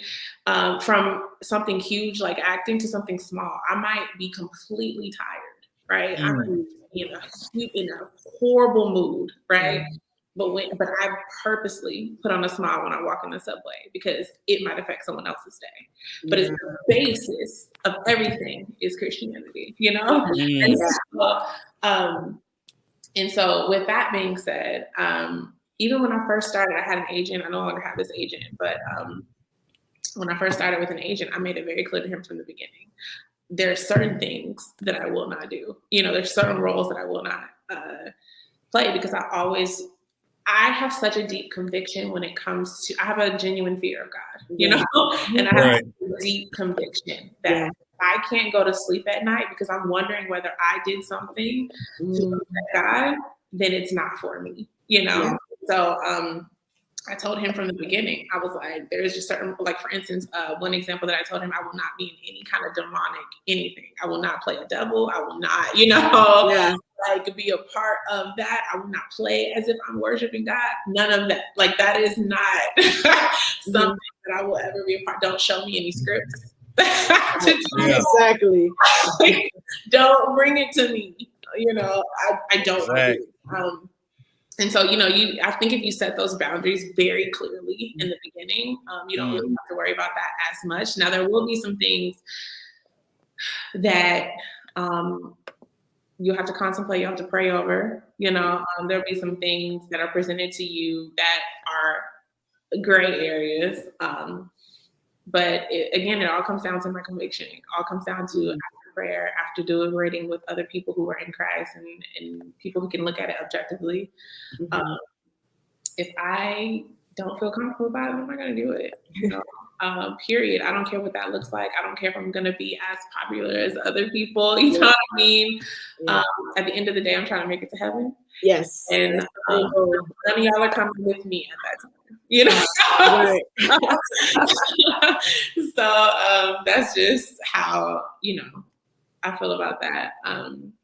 So it can get a little tricky sometimes, but yeah, I can only imagine. Yeah. So I got a question. Since everybody else asking questions won't allow me to ask nothing. I'm sorry. I was just so excited. First of all, you know what I'm saying? Another woman on the podcast. You know, there's a little time. Melody, this is not the first time we had no woman on the podcast. In a while. So just having some girl time, man. I'm with you. We didn't start the year man heavy. So. Hey, man, we started our podcast journey woman heavy. So, you know what I'm saying? We have to sprinkle some brother in there every once in a while. You know what I'm saying? But since, you know what I'm saying, acting was your first love, you know what I'm saying, how big of a impact, you know what I'm saying, would you say, like, you would want to make on it, or what kind of footprint do you want to leave, you know what I'm saying, with that gift?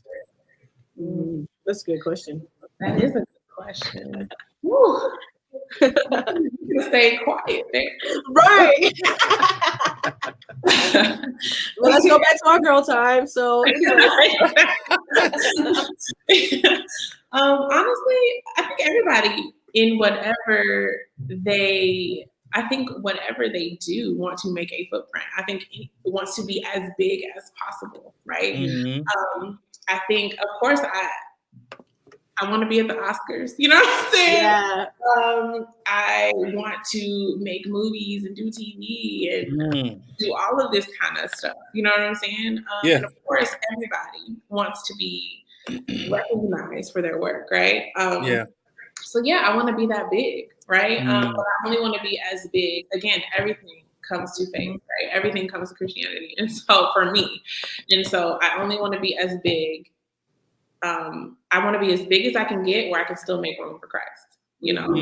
So if winning an Oscar means that I'm too busy to read my Bible every day, then the Oscar is not worth it for me. Or, you know, if winning an Oscar is too big to the point where I can no longer involve myself in ministry in any capacity, you know, then it's not worth it to me. But honestly, of course, everybody wants to be big, get the accolades, make money. Yeah. I mean, you know, some people say they don't, you know what I'm saying? Because I know some people, they try to, you know, play down things. For the glory of God. And I'll just like, you kind of downplaying God with saying that, you know what I'm saying? Because you don't never know what God can do with you being that. If you that earnest with God, why you don't think God can take you to other levels that can get him the projection and the glory that he deserves. Exactly. So that's the reason why I ask certain questions like that and stuff like that, you know what I'm saying? Because I was like, yo, you know what I'm saying? God, if you believe in God and your faith and your works are going for the glory of God, it's no level. You know what I'm saying? That's a fact. Okay, true. So part of the reason why I wanted to become an actress is because it's a true story. I want to get in a platform where Oprah is interviewing me and Ellen is interviewing me or whoever, and they say, how did you get to where you are? And I can say, Jesus. You know what I mean? Like, exactly. I want to be as big as possible. Exactly. Those things, you know what I mean? Yes. However, and the reason why I say what I say, and let me be clear. Yes, I want, you know, all of it, from the glam to, you know, whatever. All of it, right? I would be lying if I didn't say that, you know, I would love to be at the Oscars presenting, getting awards, all that kind of stuff. However, I do know I'm very much a person who watches, right? Yeah. I see how fame and money and all of that cause struggle in a lot of celebrity life. And so with that much responsibility, or with that much fame, comes that much responsibility. Yes. And so it kind of goes back to, you know, me working in ministry and leading the young adults.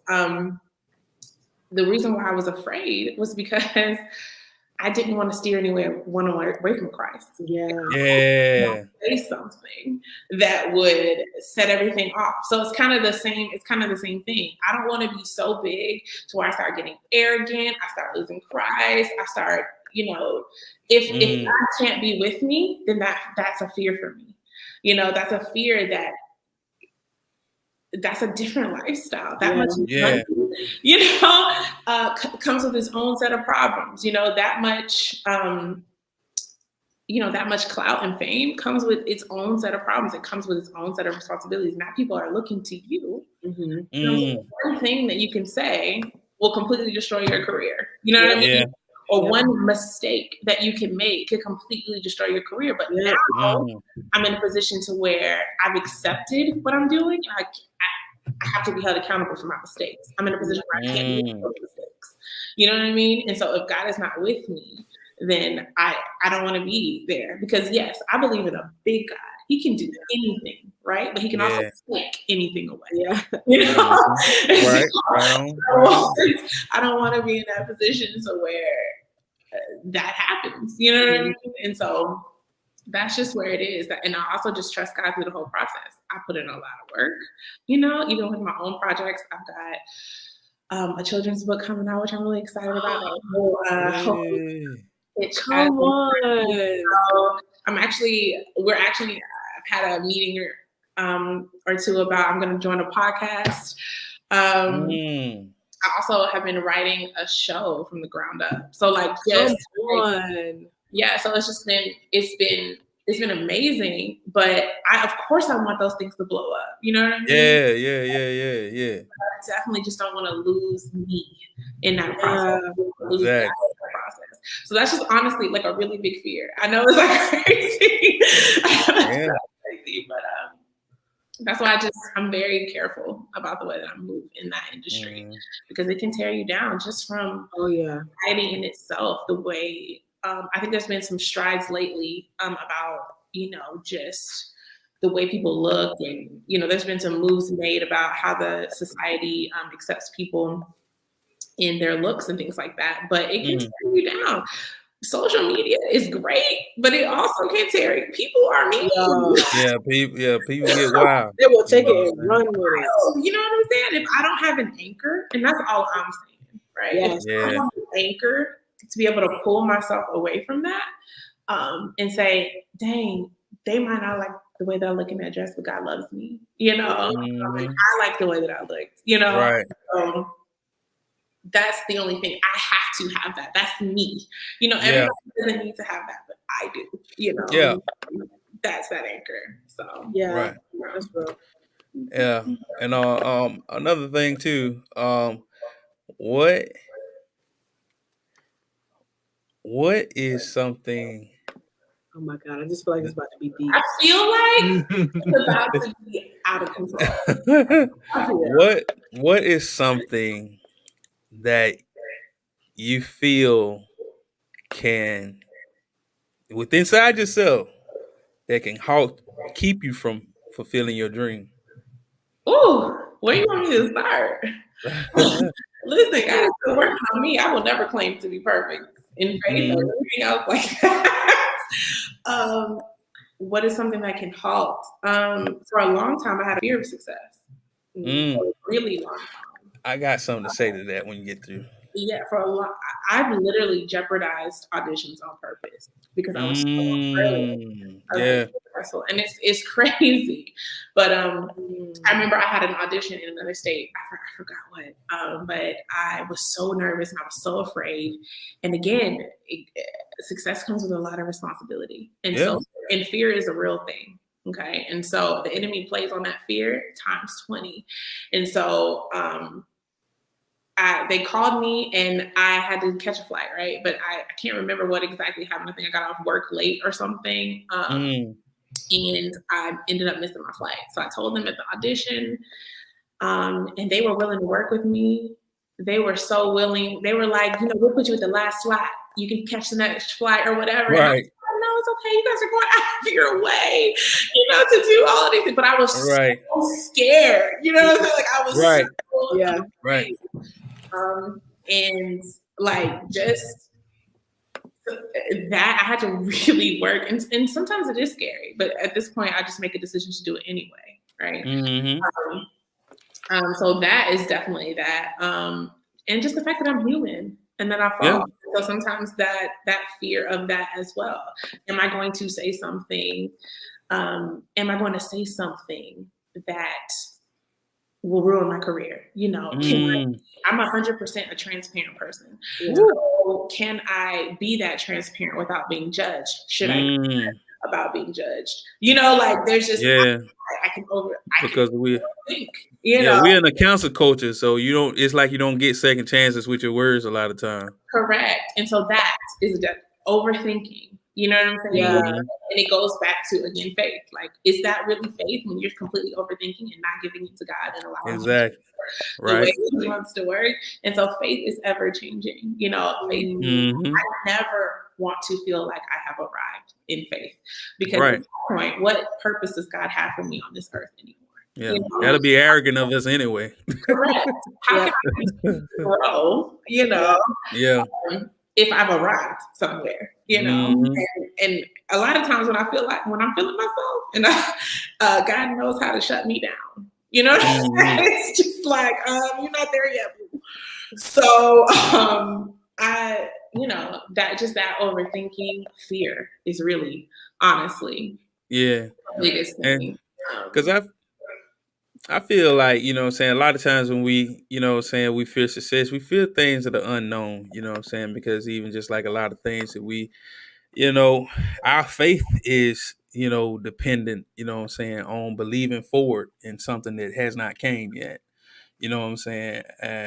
Just like the fear of success, I had a fear of success. I was just like, man, I don't want to succeed. And it got to the point where I was like, I don't want to succeed past my friends or the people that I hang around and stuff like that. But at the same time, you know what I'm saying? If you know that God got something for you on another level, on another plane, you'll it's kind of being disobedient, you know what I'm saying, to say to God that like, hey, I know you said you wanted me to be this thing, but I don't want to be it. And I tell people a lot, you know what I'm saying? Me and my brother say this a lot. I don't want to die and go to heaven, and God got this list of all the things I could accomplish, but I let fear stop me. You know what I'm saying? Like, God was like, you supposed to be this, and you supposed to be leading these people. You supposed to be getting this there. You supposed to make an impact on the world. And all I did was make an impact no further than my toes. And I think that's the thing that when it's nothing wrong with being fearful, you know what I'm saying? Or having fear, or having to face fear, or having that feeling of fear sink on you. Because if it comes to you, but the thing of it is don't let fear stop you. You know what I'm saying? Because if you push through, you never know what kind of blessings that you get on the other side of pushing through that fear. Because that's just life. Life ain't meant to be easy. Life is meant to bring out the best of you through refinement, not you just came out perfect. And I think that's good that you said, you know what I'm saying? Yeah, I was shook up by it, but I still pushed through and did the things that I need to do, because that's the difference maker, you know what I'm saying, in life, is pushing through. Yeah. You always come out better on the other side, right? We conquer that fear, it makes it that much better, right? And so, you know, fear it's not just a feeling. It takes over your whole body. It completely changes the way you move, the way you think. You know what I'm saying? And I just no longer want to give any power to that, you know? And so even in that, in the Master Life class that I took, the teacher said something so profound. And he said, faith is not the absence of doubt or anything like that. Faith is choosing to believe in the midst of that, right? Yeah. In the midst of doubt. And so it's the same thing I can say about courage, right? Because courage is the opposite of fear, right? And so courage is not the absence of fear. It's deciding to continue, you know, when you have fear, even when you are scared, and then seeing the outcome. And I think fear, and it's on the other side, is the beautiful thing, because there's a lot of people who are fearful. There are a lot of other people that you can minister to, that you can really reach who feel the same way that you do. I don't think it's coincidence that God used some of the craziest people in the Bible to then make an impact for his kingdom, right? So it's this, all of our experiences, everything that we go through, whether we're super afraid, whether we're super fearful, everything leads to something amazing for God's kingdom, right? But if we stop with fear, then we'll never make it there, you know? Right. And we'll never get to realize the abundance of love and the abundance of amazingness that we can, you know, spread into this world and we can really absorb. So it's just fear. It's a thing, and it's you conquer it because with each step that you go to, the more attacks that you are given. You know, I say like pastors and people who are in high places that that really represent Christ. Like for instance, Steph Curry, right? One of my favorite players in the whole league. If you don't know, I'm a huge basketball player. Okay, I am a huge NBA fan. Go. I'm obsessed. Okay. Yeah. It was gonna have to come up at some point in this. Yeah. I was wondering when it was. See, he knows. Like I'm a huge Laker fan too. And don't say nothing about my team. Okay. Let's go Lakers. Let's go Lakers. Thank you. See, I knew. It was that connection. I knew it. It was hey man, nobody ain't talking. Ain't nobody talking your poetic justice braids. Hey, you know, and I'm a vibe. So a whole vibe. When the next album for your daddy coming out? Soon. Actually, we're in the studio, but he's not Anthony Hamilton. But anyway, Jen, continue. Let's go home. I'm a huge basketball fan, and right now, my favorite player of all time is Kobe Bryant. We don't even get into that because I'm not trying to shed any tears on this thing. But right now in the league, my favorite player is Steph Curry.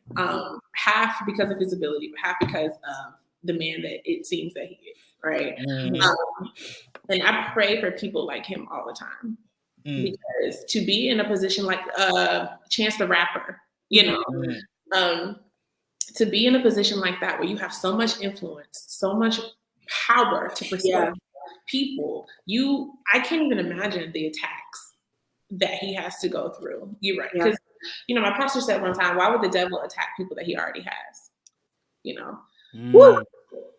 He only goes for people who are doing things for the kingdom, you know? So it's like, okay, that it makes me want to pray for people like him in high places who are doing things for the kingdom. Yeah. And, I can't imagine. Like, I know he had to go through some things with I think they were attacking his wife at one point, you know, and over some things that she said or whatever. Like, even in that, you know, I can't imagine what it's like to have to, or even just to have to uphold that picture of perfection all the time. You know what I mean? And so it's just a lot. I know sometimes being faithful and being a Christian is hard sometimes for me. I don't always want to go. Like I said, I don't want to go into Subway and smile all the time. I don't want to. Sometimes I just want to chill. And sometimes I want to take a break from ministry. I'm not gonna lie, ministry can be taxing. You know. Sometimes I just want to chill, but then I think about the commitment that I made. You know. And I think about the responsibility that I have to other people. So imagine that times millions of people. Yeah, because that's exactly what happens.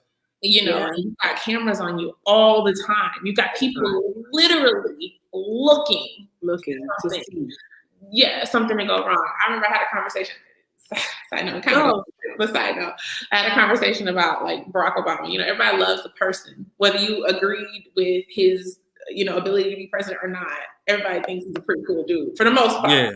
Yeah. And so they were talking about how, you know, infidelity in the White House and how presidents, you know, were cheating on their wives or whatever. And so we were having a conversation about Barack Obama, and they were like, I'm sure that Barack probably, you know, cheated on Michelle or something like that. And I was like, I guarantee he didn't, because people are looking for something like that for him. Yeah. They are literally, you know, like a hawk, literally watching him like a hawk. Yeah. Oh, Michelle don't play. But second of all, they were literally looking for any kind of scandal, Exactly. anything. You know, he had to be perfect.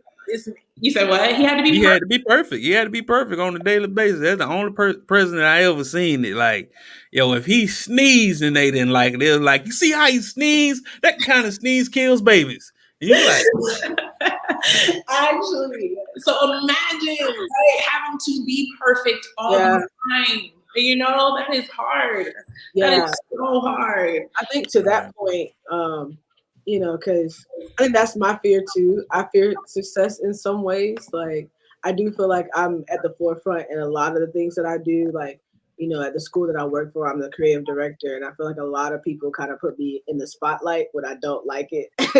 But honestly, like, I love what I do. You know, like, at the core, like, what my school does is we really focus on like the urban communities and making sure like just the local community are educated and, you know, have their GED, have their high school diploma, you know, alternative ways to be able to train and, you know, look into trades, you know, as an option instead of college. And, you know, but like there's things that I've been able to accomplish in this job that I don't really look for praise for, because it's just like, this is what I do. Like, this is what I love doing. But I feel like even just outside of my job and the things that I aspire to do, like you know, want to do the podcast, I want to do more filmmaking, I want to do more things that I know that's going to put me into the spotlight a little bit more. But it's like you said, like you go from, because I feel like people in the spotlight, like, you just have no room to fail. And then on a regular basis, as a regular person, nobody's really holding you accountable unless it's like your close friends, your close circles that only sees your failures, that only really see like who you are on your good days, on your bad days, on your indifferent days. And so it's not like enlarged on this platform where it's like, and breaking news, Mela just, you know, kicked the cat in the face and it landed in a tree, and now we all hate her because she hate cats. And it's like, now everybody like that I've never heard of, that I've never seen before, that I've never met in a day in my life, has an opinion about this and how it should take form. And because social media has that much influence to make that type of decision, it's like, oh, we're going to cancel this person because she used her platform to speak about the latest and the greatest and things like that. It's like, but that's not what I created this platform for. I didn't create this platform to speak on the things that you think I should talk about. So I think it's this anxiety that comes with, you know, this responsibility of like upholding a certain image when the only image that I'm trying to uphold is the image of Christ. And so like, and in that, knowing that I am human, I do make mistakes. And so people just feel like when you're in the spotlight that way, there's no room for mess ups. And it's like, but sir, ma'am, don't you mess up on a daily basis? Aren't you human too? I'm not perfect. You're not perfect. And it's sad to see that people that already have these platforms have to go and make videos about being human. It's like, it doesn't make sense. Like, you think about Kirk Franklin. And that whole literally just thinking about Kirk Franklin when you were talking. Literally. Yeah. You know, and it's like, if anybody need to be having a conversation, it's with your son, you know? And at the end of the day, like, we all mess up. We all make mistakes. I've slipped up and cursed, you know, a time or two in my life. You know, it wasn't purposeful. It wasn't with intention. It just happened. But it's like, okay, what do I do next? What does my repentance plan look like? How do I, you know, how do I move forward with godly sorrow and not worldly sorrow, and try to beat myself? Oh, now woe is me, and now I won't ever be, and now I'm not enough, and God won't ever, and now I put myself in this hole where I feel like I'm, not forgiving. Like but God sent His Son to do that, past, present, and future. My sins are forgiven. My choice is, how am I going to? Okay, now that I admit that I'm wrong, that did not glorify God in any way. But how do I choose to continue to move forward to glorify God? Because, like, it's hard. Like, and I think one of the biggest things that I was kind of thinking about too, because as I've been reflecting this week and just really searching and going deeper in my relationship with God, I've been really looking at things that helps me relate more to Jesus. And one of the things that I really appreciate about the Gospels is when Jesus will heal somebody and He'll clearly tell them not to tell anybody, but then they still go tell. Like, everybody. And that's like how I want to live in regards to like how I move and how I maneuver. Is just like Jesus was famous. Not everybody liked him. You know, some people had opinions. Pharisees questioned his ability, questioned his true meaning of being there. You know, his own disciples had questions. So it's, you know, not to say that they didn't believe in his ability, but they just had their doubts. But at the end of the day, it's like Jesus was famous. Jesus did things too, but he didn't do it to be seen. He did it because that was what he was called to do from the beginning of time. And I think that's how I want to look at my life too. Is like, if this is what God has called me to do, there's going to be so many different things that people have to say. There's so many people, you know, I'm going to face a lot of persecution. A lot of people are going to have a lot of opinions to say, good, bad, or indifferent. And like you said, it's like I have to build that anchor, that solid foundation in my relationship with Christ, that security. When those things happen, I can constantly remind myself of why I chose to do this in the first place, and not, I didn't do this for your opinion. I did this because it's what I was called to do. And I know that opinions are going to come with that. But it's like my fear of success is like, okay, it's kind of like what you said. It's like having that courage despite the fear that I feel, and being able to get to that place of success where opinions people are going to like pop up even more than they already are. So I completely relate to that whole, that the fear halting you, because it's like it feels like a huge responsibility, you know, and you really have to make sure that you're secure in your relationship with God, and that you have deep convictions, and that you are very clear on your why, so that you can constantly go back to it when you get, you know, clouded by everybody's judgments. So I think you said two really important things just now. I think what you said about just you do what you do because of your why, right? You do what you do because you want to glorify God, right? And I think that anything that we do with the basis of that will succeed, right?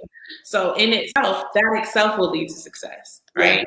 And then something else that I think you said that was really big was having people around you who can hold you accountable.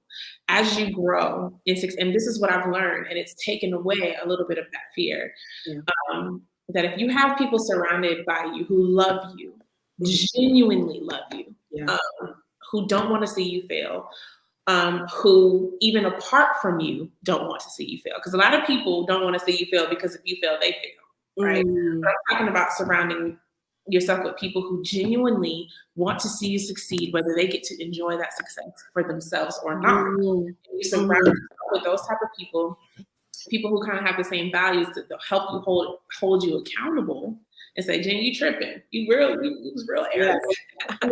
In that last interview, I'm gonna need you to calm down. You know? You know, like for instance, again, Steph, my dog, in my opinion, the best shooter of all time, but we're not going to go there. But what I'm saying is, I give you that. I remember one time he said something, his mom had to check him. You know what I'm saying? It was all in the news or whatever. But it's like, I think it's important to have people, even like, see, like you're on this 30-day plan, you have accountability partners to help you through. I think it's so important in everything that you do to have people who have your genuine best interest at heart, and who want to see you succeed, and who will tell you when you are not when you've gotten there, but when you are headed down the wrong path. You know what I mean? And I think that's key. Just catching yourself. We're all human. We're all going to make mistakes. We're all going to fall. But catching it before it gets to a place where now something has to be taken away from you, something that could have been used for God's glory is now making a mockery of the faith. You know. That's just what it is. And so even in that, like you said, even in that success, once you get to a place of success and you're doing it for your why, right? I don't care what level of success that is, as long as I am not making a hypocrisy of the faith. Yeah. So I don't want to say or be a person that I'm not living. Like, you know. And so, I don't want to claim to have this image of someone and not live like that, you know. So fear is real. But then it just makes you, but then it goes and you start getting these thoughts in your head. Well, girl, you know, when you get successful, people are trying to take all your money. You're gonna lose friends and all that kind of stuff. It's like, my granddaddy told me, hey, people can't take from you what you don't give. You know what I'm saying? That's good. You always have to be mindful of who you letting in your gates. You know what I'm saying? And if you're not, you know what I'm saying, you always gonna be vulnerable to what's around you and stuff like that. People gonna come take, steal from you, take your energy, take your good time, because if it's always offered up like buffet style, they gonna come sit down and grab a plate or two and eat. You know what I'm saying? So, you have to be mindful, you know what I'm saying? That's a part of us being as adults, you know what I'm saying? That's a part of us not allowing life to happen to us, but actually go after life and handle life. Carpe diem, seize the day, seize your time, seize your moments and stuff like that. So. Yeah. And I really wanted to kind of tie this up because your day job to me is amazing as well. So so you want to tell people just what you do and kind of how it ties into your loves and your occupation. Like how does that inform your day job? You want to explain that? So I absolutely love what I do. So I'm what's called a registered behavior therapist. A registered behavior technician. It's a type of therapist that basically implements the programs of behavior analysts to help children with developmental disabilities. And we focus solely on behavior. And so sometimes that means decreasing problem behavior, whether it could be severe aggression. Like I've literally been beat up day after day.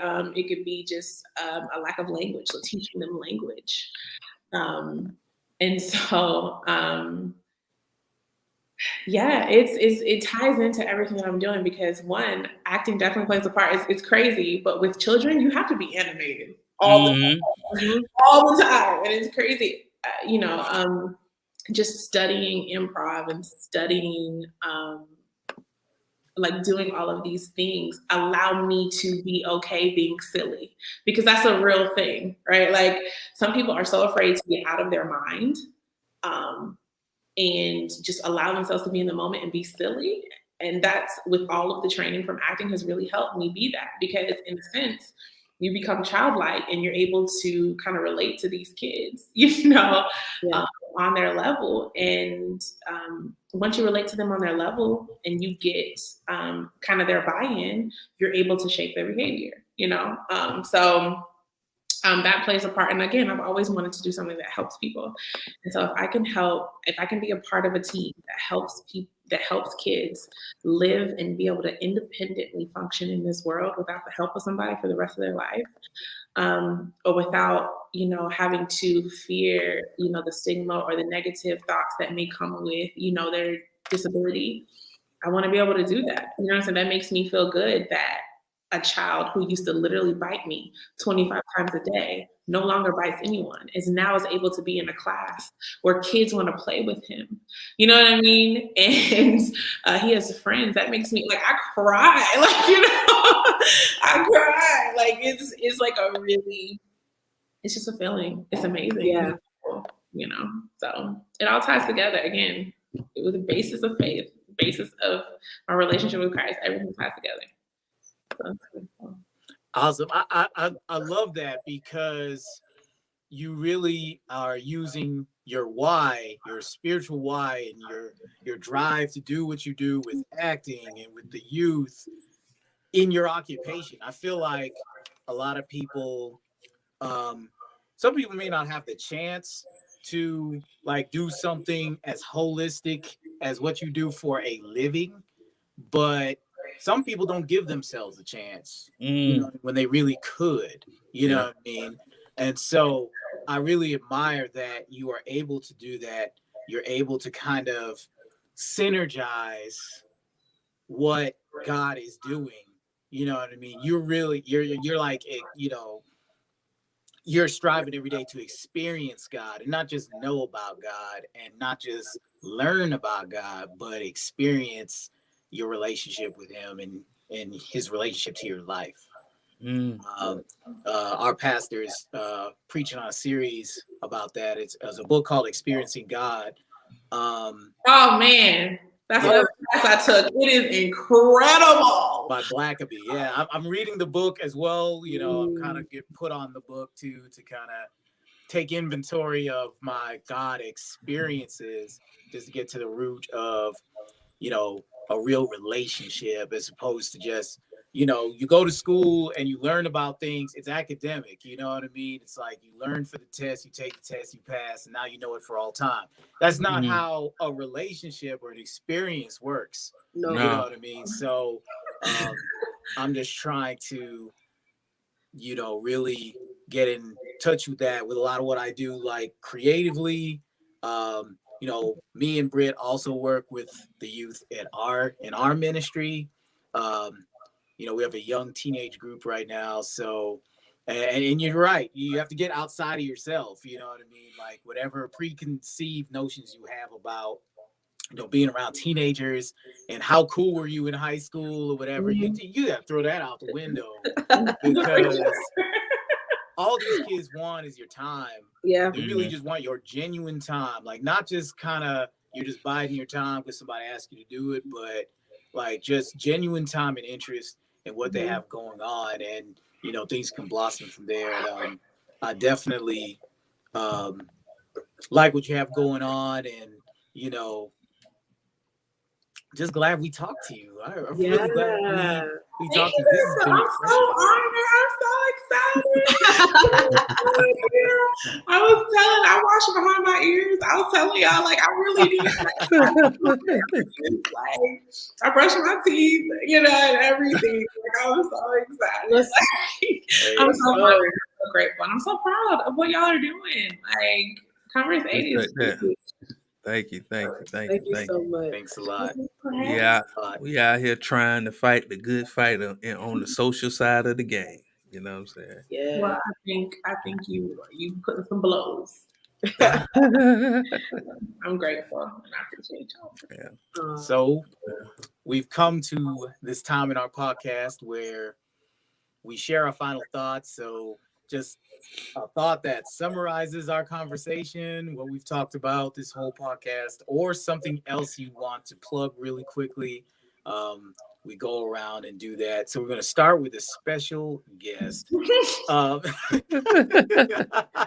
Or, you know, something you want to share with the people and just something for them to walk away with. You know right. So final thoughts, Jen Martin. I guess the final thought that I guess I can give people is, you know, we talked a lot about God and His impact and His ability to work in your life. But I just want people to know that there are the basis of everything should be, you know, your relationship with Christ, right? And what you do. He should definitely be in your why, but also know that if you have fear or if there's other things that you're trying to work on, there are practical things that you could do as well, right? Faith without works is dead, right? And you have to work. It is work, right? So don't think that, you know, for those of you that may not know Christ, don't think that once you know, come into Christ that everything's going to be easy and that you've arrived and, you know, and that, you know, all of your troubles and worries will necessarily vanish, you know? Right. It doesn't work like that. I think there are practical things. If you are dealing with fear, there are practical things you can do, like therapy. You know, you can go and talk to someone about it.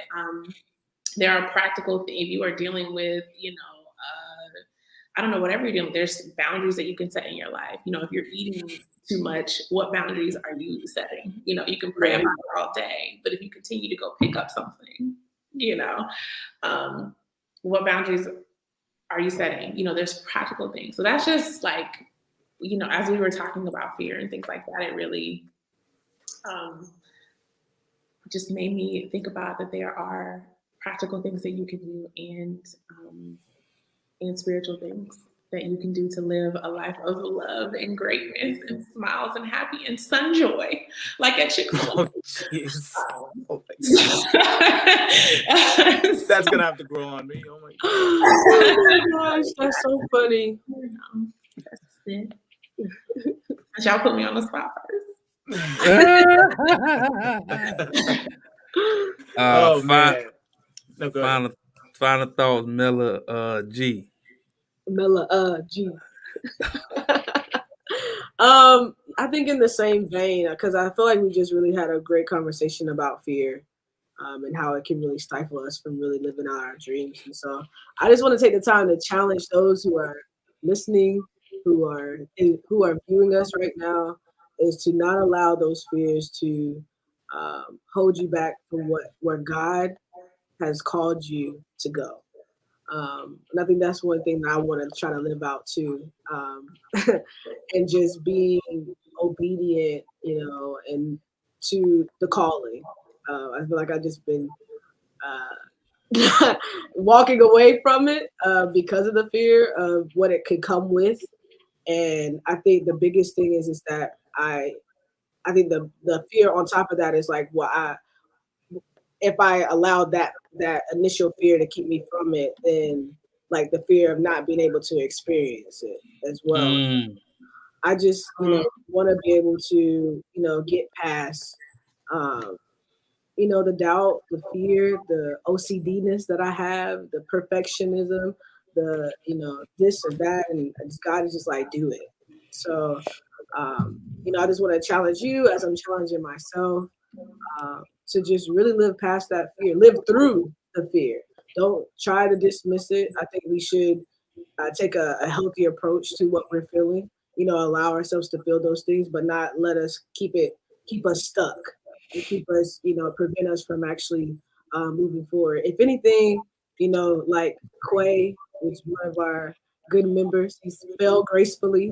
It's like, it's not that we're not going to fail in life, but have grace on yourself, in the process. It's probably not going to look like how it's going to look in the beginning, but if you keep working at it, if you stay consistent, it'll get to a place where, because at the core, you want to make sure you have your why, that it's glorifying God at the very least, but then at the very most, it's like you're still authentically being yourself. You don't want to do something that removes you from like who you are at the core.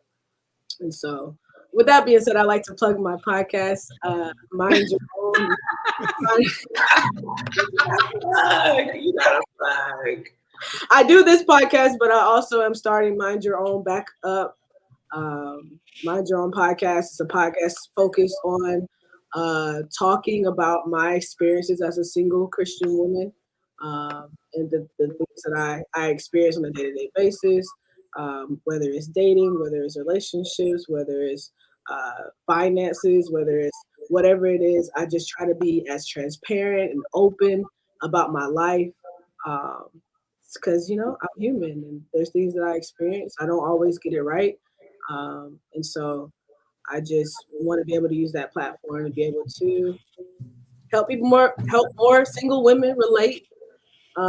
So I'm excited too, because I want to go ahead and just announce this, because I just feel like this is accountability. I'm starting a marriage series on my podcast. No, I'm not married. Okay, you see here. There's no. No, that's exciting. I'm getting married tomorrow. I'm just kidding. No, so I am starting a marriage series. I feel like I have some really great married friends, and I think there's a lot of people that always have questions about like marriage and like what that looks like. And I'm no expert, and I want to say my friends are experts per se, but they're experienced. They've been in relationships for a long time, and so I'm excited to have Steve and Britt as my first guest. And then the coming birthday.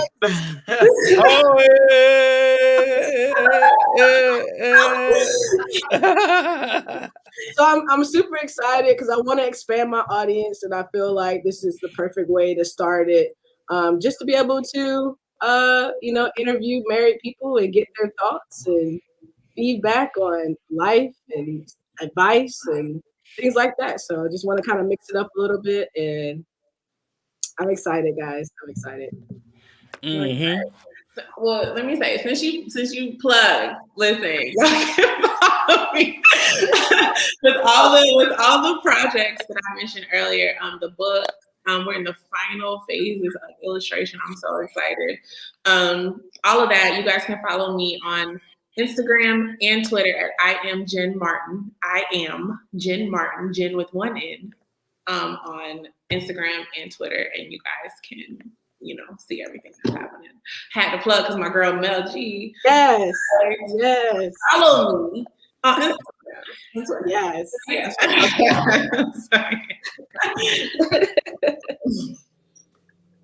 Exactly.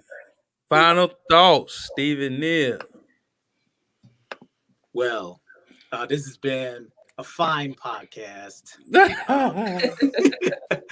No, this has been great, and just wanted to first of all take time to acknowledge that April is Autism Awareness Month. I'm glad not only we had 2 shows this month to kind of highlight that, at the end like this, but today's conversation with Jen Martin, being in her field, being a behavior technician as your day job, I think that's really awesome that we had this conversation, in April, to bring more awareness to aspects of, autism, and other,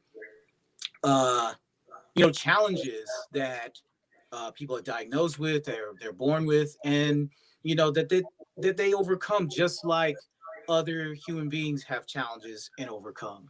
I think the more we understand, the better we are with awareness and just really accomplishing that end. And I also want to point out that I'm thinking about 4 days, this podcast turns 3 years old. Yep. Yes, 3 years from our first podcast. Man, and I never forget that pepperoni pizza. Yeah, it was the most motivational pepperoni pizza. Yeah, that pepperoni pizza saved this podcast, guys. You know. Yes, indeed. So we'll shout out to Britt. Come on, Britt, with the food. Britt. Yes, indeed. So, we'll probably celebrate that a bit more with our next show because it's closer to the date. We'll let y'all know about that in a little bit. But yeah, just wanted to acknowledge that before the date passed, that yes, April 29th is our 3rd anniversary. Over 60 recordings later. This is like 58 official episodes here, but 60 recordings in general. YouTube stuff, the video stuff, the CMC stuff. Yeah. We got some wild stuff out there in the world. Blockbuster Damas, Melody. I missed that. All of that content just 3 years later. And it's crazy. So, hey, man. Just wanted to acknowledge that milestone. And that's my final thought. Man, that's dope. Awesome. So, final thought, Darius J. Well, my final thought is, a little bit on the lines of what you said, hey man, we're coming up on our 3rd year, it feels good, there's a lot of perseverance in these 3 years, y'all don't understand, a lot of facing our fears and people moving on to better things and us growing in our craft and actually getting better, like through everything that we done been through and all the things we had to come, all this stuff that we all looking at right here, we learned all this stuff on the fly. Yeah. We had nobody showing us the way. We pushed through, we had a vision and we made it come true. We brought it to fruition. And we could have let fear stop us. And just like I said earlier, that pizza saved us. Shout out to Marcos. You know what I'm saying? Come on, for us. You know what I'm saying? And it's all the things that God gave us. Just like God brought Mela into our lives. Like she was so good on the podcast that we kept her. You know what I'm saying? And she added different things to us, and she gives so much. She has a big brain, guys. You know what I'm saying? So, you know what I'm saying? She is very talented. So if you ever around her, you will understand. You know what I'm saying? The things that Stevie Neal done brought to this thing, it's just amazing. You know what I'm saying? Just the visual aspect that y'all see, that's all Steve. He got a business out there, y'all. Check it out. And he got the coolest card I ever seen. You know what I'm saying? I want one. I'm grateful, man. Like it's the thing that I was talking about, you know what I'm saying, with a brother and a couple brothers actually this week is just about gratitude and being grateful for the things that I have received from God and the things that God removed from me. You know what I'm saying? And every lesson, whether how bad it make you feel or how good it make you feel, is a blessing. You know what I'm saying? It's just up to your point of view. And sometimes it's finding the right point of view to look at it to actually see that silver lining.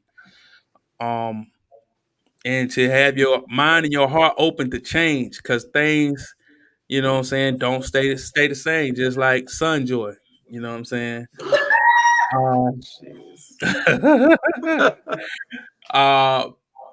And live your life with love, man. Like this life is already hard enough, and there's a lot of people out here trying to make this life bad. Eat in love, man. Pour something good on somebody. Give somebody the best of you instead of the worst of you. Because if all you got to offer is the worst of you, stay in your house until you got something good to give. You know what I'm saying? Don't pick up your phone, nothing like that. Sit there and try to find it. Allow God to search through the caverns of your heart and bring light to you. If you don't, you'll always be shrouded in darkness. And I say all that to say this. Thank you. Thank y'all for listening. Thank y'all for coming through. Thank y'all for giving us and allowing us to be on your phone, TV, whatever device y'all looking at us on. I appreciate you. You know what I'm saying? And when you listen to us, wherever you listen to us at, share, spread it around. We want to do this thing organically. You know what I'm saying? We want people to know who we are. We want to be able to get this goodness and these great guests that we have.